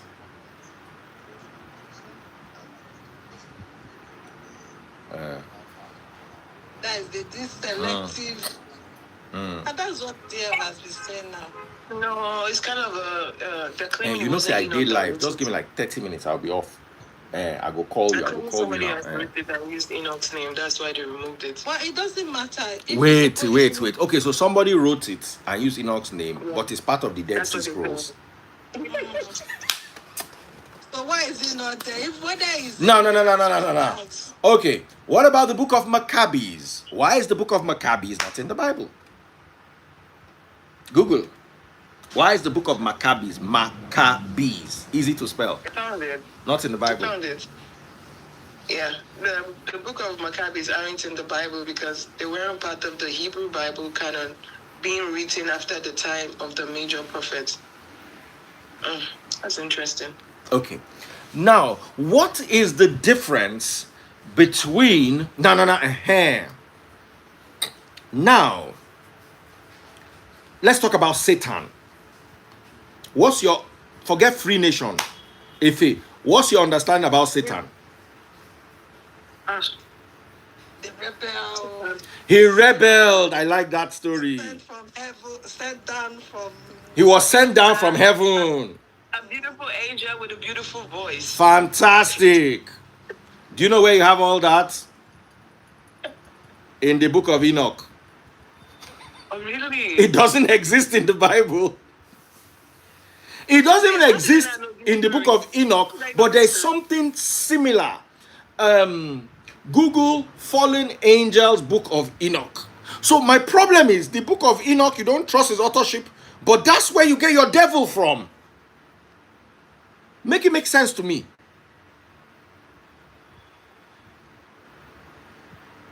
The book of. Someone said there are many periods that weren't included in the Bible. So how did we get the devil that fell from heaven? We lusted after human women, descended to earth, mated with them and produced giant offspring called the Nephilim. That's interesting. The book of Enoch Where are you tells the going? story of the Watchers, angels who procreated with mortal wives and taught mankind forbidden arts, resulting in their downfall. That's interesting. Dear, I'm tired. You are tired. That is 200 angels, really? 200? That's a lot. So where do you get that narrative from? The Watchers. The Watchers. Where do you read about the Watchers from? I The read book of Enoch. The book of Enoch. Enoch. Okay, so how do we have this in Christianity? When I say why is the book of Enoch like, they say, oh, it was not written. Okay, so why do you have the basis of the Christian devil formed from a book that you don't like it? Because the authors are, but how come your doctrine is based on it?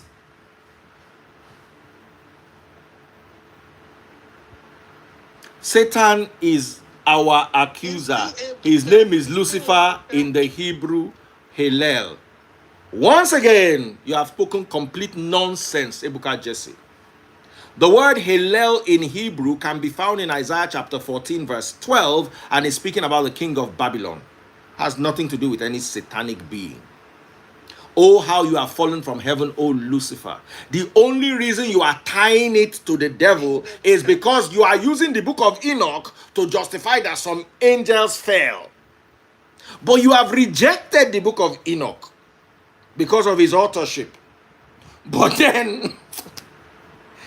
But that if you've debunked this passage a long time ago, I think everybody knows that These this is guys not... are new here. This is not... Because even me, I had to go and research it, and I was like, oh wow, it's not really, it's even about the king, so... It's yeah. about the king of Babylon. No scholar of repute that knows any book at all No scholar of repute that knows any book at all will ever bring in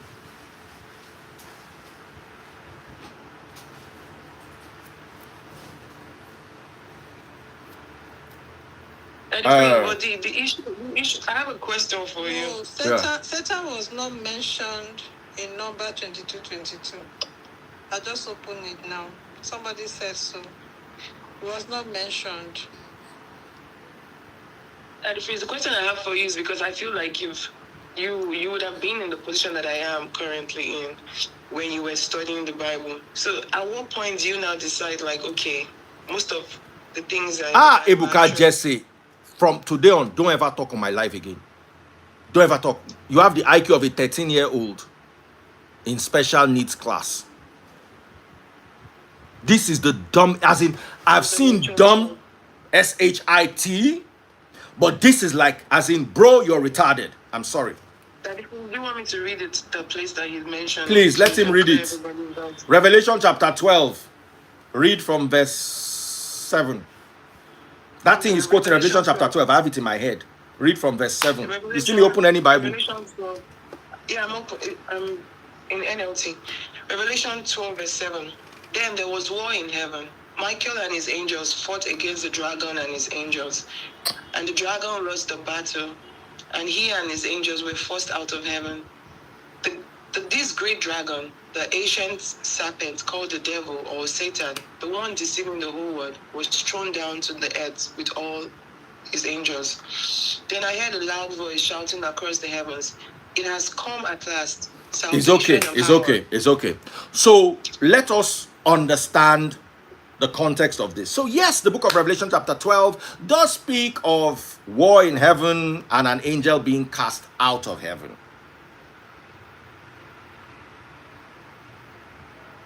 Right? Yes. I'll come back to Holyfield later. Luke chapter 10 verse 18, and he said to them, I was watching Satan fall from heaven. Christ spoke in the highest level of imagery and parables. You cannot take his words literally. If not, we are going to go and take everything he said literally and we get into trouble. Let us debunk Revelation chapter 12. I want you to start at Revelation chapter 9, verse 1. Okay. Revelation 9. Now, there are two interpretations of the book of Revelation. One, John of Patmos writing about Emperor Nero. And two, the end times. Scholarly consensus is that the book of Revelation has nothing to do with the end times. Instead, it has everything to do with 100 years after Christ, the reign of Emperor Nero, while John of Patmos lived, and he used vivid imagery to explain the tribulations under Emperor Nero. So there are two readings to the book of Revelation. Right? Okay, yeah. We pick any of the two. The book of Revelation was not written to be rendered before the world was created. No. The only two possible renditions are the reign of Emperor Nero or the end times. No other. Now, the end times has been debunked, but I'll still allow you to bring it in. Revelation chapter 9, verse 1. Okay. And the fifth angel blew his trumpet. So an angel blew a trumpet. That's where you get the... So, okay, Revelation chapter 9 verse 1 says... Then the fifth angel blew his trumpet. That means... What does that mean? End time, like... Okay, end time, but the fifth angel blew his trumpet. There's something I'm looking for there. Ife, help me. The fifth angel blew his trumpet. What happened before that?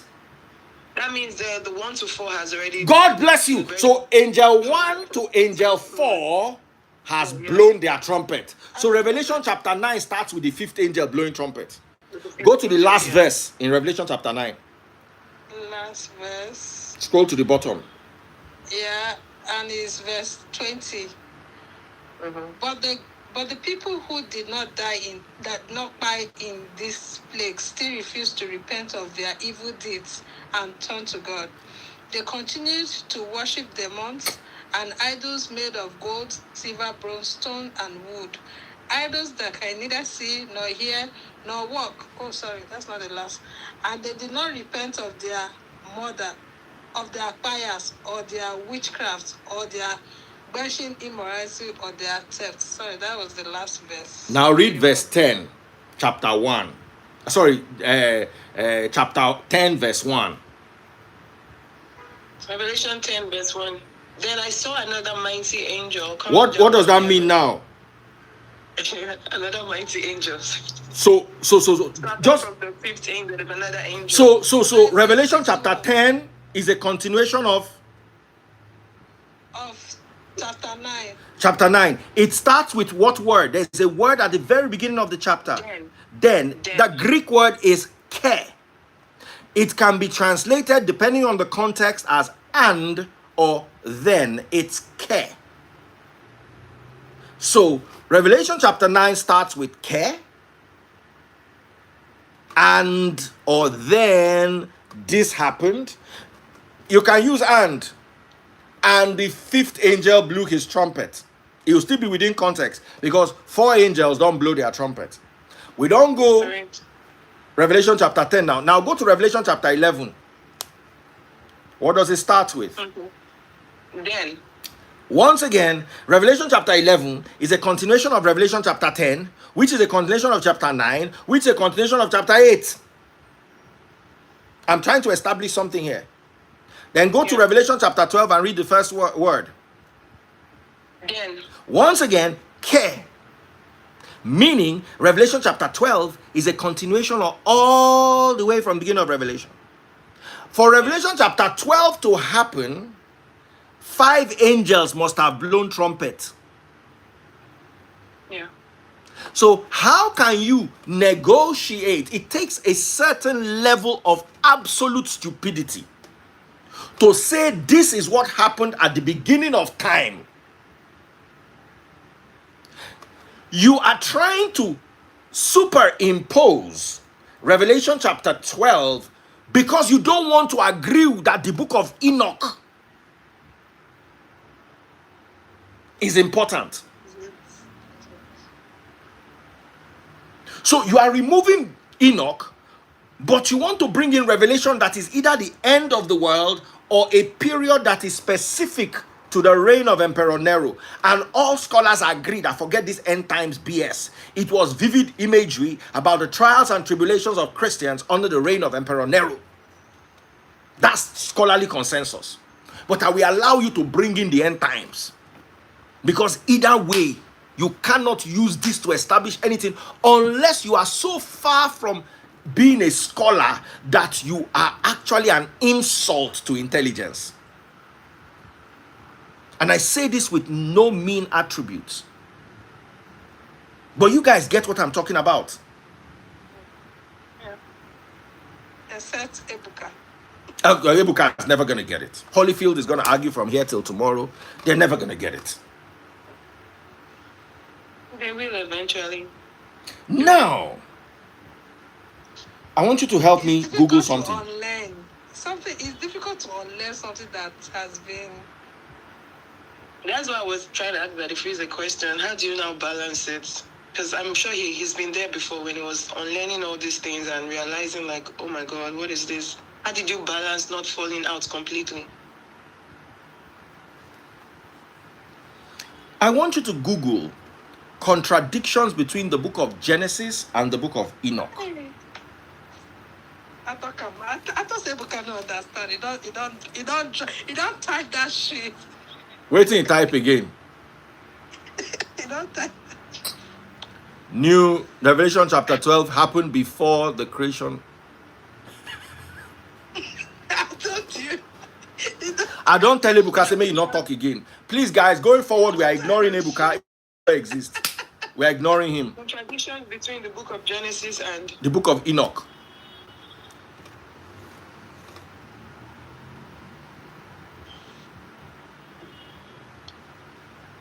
I'm using AI. Very good. So the book of Enoch, while expanding on Genesis, presents apparent contradiction mainly in timelines, specific details of the fallen angels, and the description of the pre-flood world, like Enoch's age when his son Methuselah was born, Genesis 65, Enoch 165, and the different accounts of angel names and numbers. These aren't seen as contradictions by all, as Enoch is non-canonical, but rather expansions on different tradition, but with some arguing Genesis anticipated readers' familiarity with Enoch lore, while Enoch itself contains anachronisms showing later authorship. So, key areas of apparent contradiction: Enoch's age and Methuselah's birth. Genesis 5:21, Enoch had Methuselah at age 65. The book of Enoch 106:1-2 says Enoch was 165 when Methuselah was born. Extra 100 years. Extra 100 years, yeah. The watch as Genesis 6 mentions the sons of God mating with women, but names no specific angels. But the book of Enoch, chapter 6-8, names leaders like Jassa and Asazel, list many more angels and details their specific sins, teaching forbidden arts, etc. Timelines and anachronism. The book of Enoch mentioned Mount Zion and Hermon by name, which existed later, and alludes to figures and events like Balaam from after Enoch's supposed time, indicating later composition. Enoch's ascension. Genesis 5:24, God took him, in brackets, did not seek by. But the book of Enoch described Enoch's extensive heavenly tours and visions after being taken, expanding far beyond Genesis' brief mention. Calendar system. The book of Enoch described a 364-day solar calendar, differing from the actual solar year, and possibly influenced by the later Greek system, contrasting with the simple Genesis timeline. That is a lot. Do you want me to keep? No, it's okay. You understand? Yeah, I'm even tired, sir. Because we are just going round and round and round. Then we are now going to go to the contradictions between the book of Maccabees and the book of Genesis. Okay. Enoch is still part of the Ethiopian canon, which is the first canon that was brought into Africa. So when they say that Christianity, now, let me play around, let me mess with you guys. So the Bible, so Nigerians say, no, Christianity is not a westernized religion. That Christianity was in Africa. Are you listening to me? Before colonization brought it. Okay. Which is true. Yeah. But the version that was in Africa contains the book of Enoch. Is that the version we have today? No. The version, and I'll quote you biblically, Acts chapter 8. Philip and the Ethiopian eunuch. Enoch, yeah, I'm reading aloud, I remember. So my question is, if you say that Christianity was in Africa before the colonizers brought it, the version in Africa was the Ethiopian version that carried the book of Enoch. Why did the colonizers remove the book of Enoch?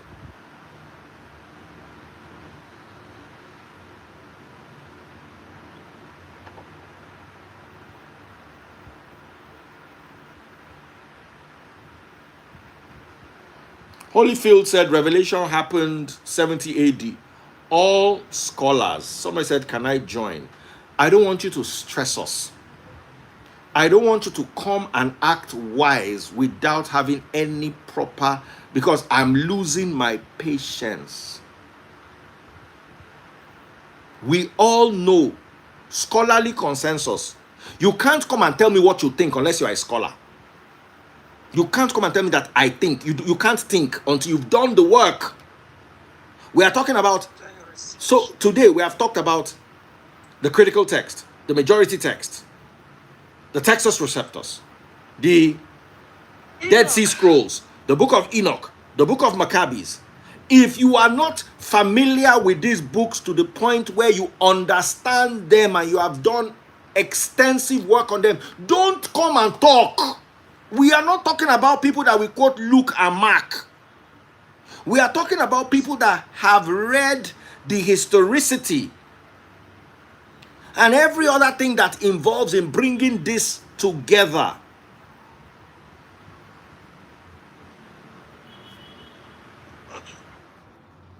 And I don't take my light now. So I'm going to bring you on.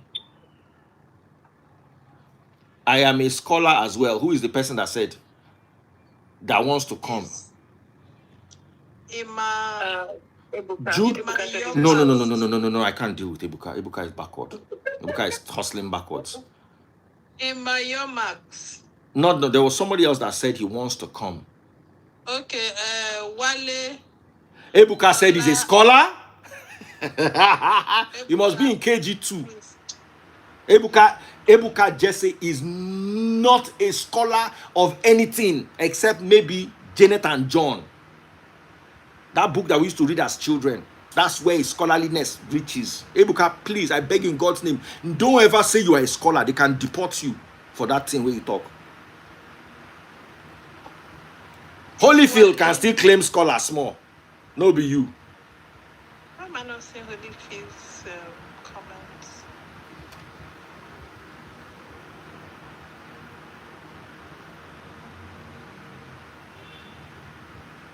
It's Peter and Jane. It's not Jonah. It's my name. Oh.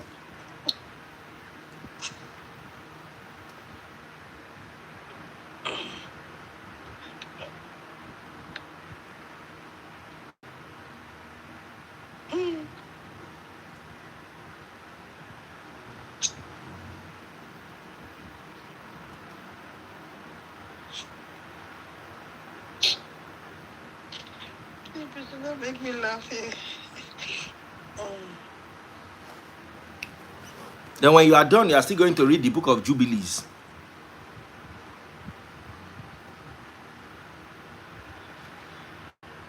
So I'm just going to bring someone.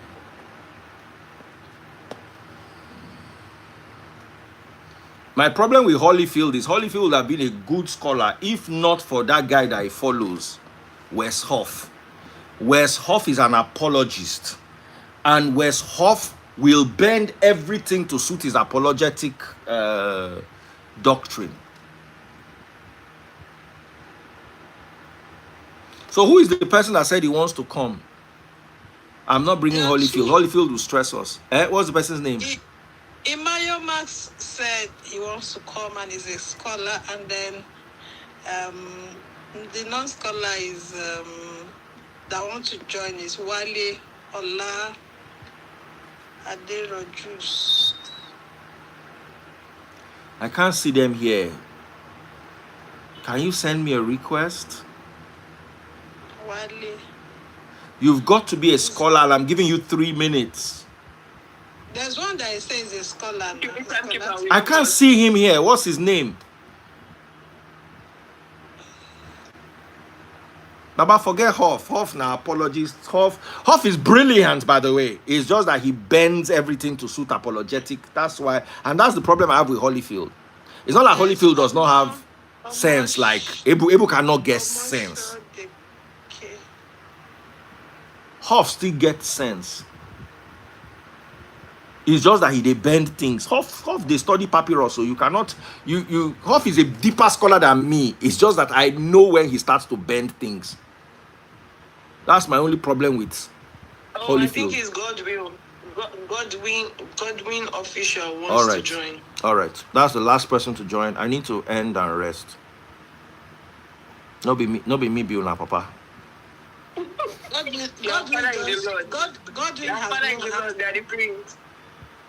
Godwin has not.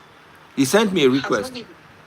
Okay, he has not been participating since now. So Okay, so who is the person? Oh God, he will stress us, and I've accepted his request. He will stress us. He will go and start taking on. You know how frustrating it is when somebody starts taking you back. I will time him now. Say time. I will time him. He's not even coming.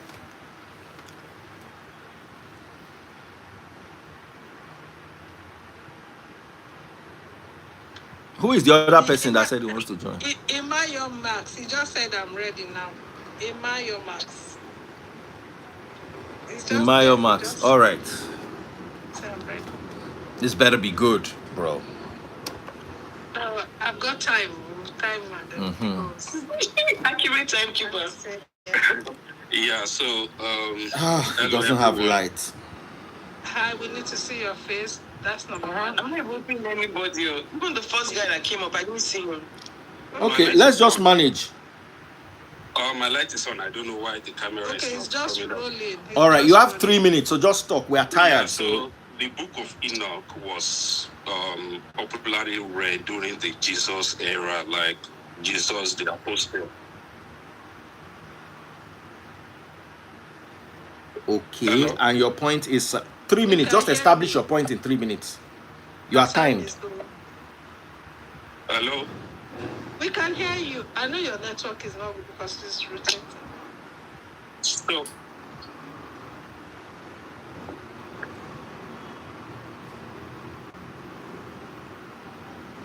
Bad data. I think Bad data. so the point is that even Jude quotes the book of Enoch. We know. We know. We are saying, why is it not in the Bible? Why is it not in the canon if Jude quotes a non-canonical book? I think the reason is because it's more like because it's talking more about the spiritual, the heavenly point. Okay, who removed it from the Bible? Because of the colonizer, I think the priests have already said that because the main Bible, it especially the King James version, it's used for war. So Thank you, dear brother. they put God their bless own you very agenda much. into Thank you it. so much. You're Thank not you. a scholar. You are not offering any scholarly perspective. I'm so sorry, but I can't do this. I have very little energy left.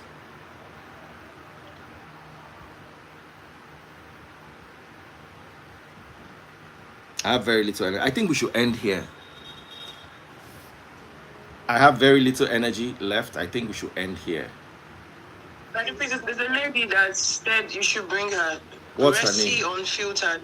She has not been Unfiltered. participating. Anybody that's not participating, if you bring the person, is bringing us back. Just like this guy She has sticking not- on, he has not said anything. They will talk He for has 3 not minutes said and not say anything. further. I No, saw that some people might not be typing, but they're actually following and they may have something to say. I'm like that. Okay, so let's end with that person. Resi Unfiltered. Resi Unfiltered. I'm curious because she's a lady. Yeah, I want to see what. Okay, press. Don't say I didn't warn you. I'll Spell apologize Resi if Unfiltered. she comes and- Spell I'll Resi. apologize if she- RESSY.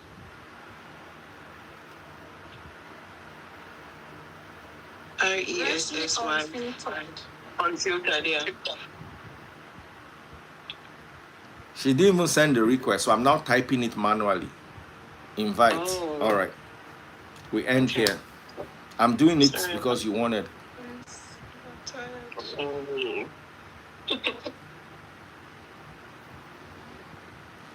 Holyfield said Enoch was never accepted by the Jews, so why is it in the Dead Sea Scrolls? You see, this thing is a very deep. Resi, please accept. Is somebody still hanging on? The last guy, is he still hanging on? I couldn't deal. Because she's a lady. Sorry, Thaddeus, I'm biased because she's a lady. Guys are always contributing, so it's nice to have another lady contribute. No verse, Thaddeus. Mm. We just want to balance the equation. You know. Holyfield, the day you will come, I will bring Simply Vic. I don't have your energy, so I will bring Simply Vic to be between you and Simply Vic. But problem is Simply Vic is busy. It's like Resi is not joining. Oh, we don't try you. Resi, you said I should bring you. I've sent you a request. Resi, can you please be serious here? That's the problem with these people. They are never serious. Yeah. You just stress me for nothing. I want to view the account from another account to see if there's anything holding on. Because sometimes you will see people holding on. Okay, there's nobody holding on. So Resi, why are you stressing us? Why are you behaving like Ebuka Jesse? We know no book. Ebuka Jesse don't hear that today. That's been. Cameroon said she don't run. Huh? But Ebuka punish us now. I be Ebuka no punish us reach. Especially That that is last one. He's coming from where he understands. But So then to you him, should it's keep quiet We now. should learn now. We should learn. Me, I always learn. I don't know anything. I'm learning. In fact, I'm starting afresh. I'm unlearning completely. And I'm ready to unlearn, right? Yeah.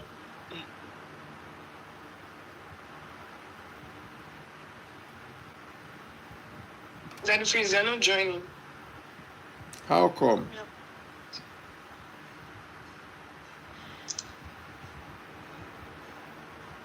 How come they are not joining? Like Kamarudin don't chase them.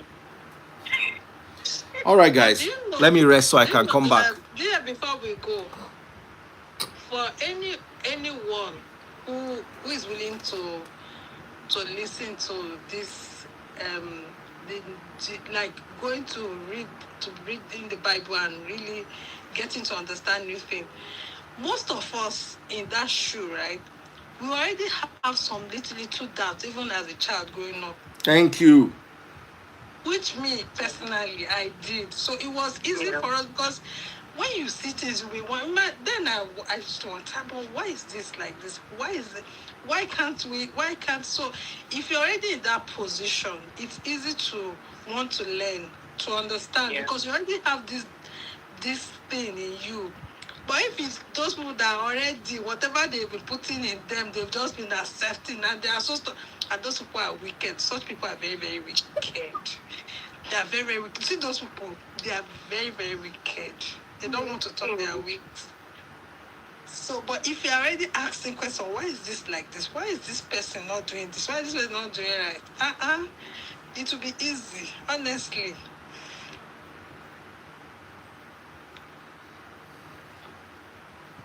It will just be easy.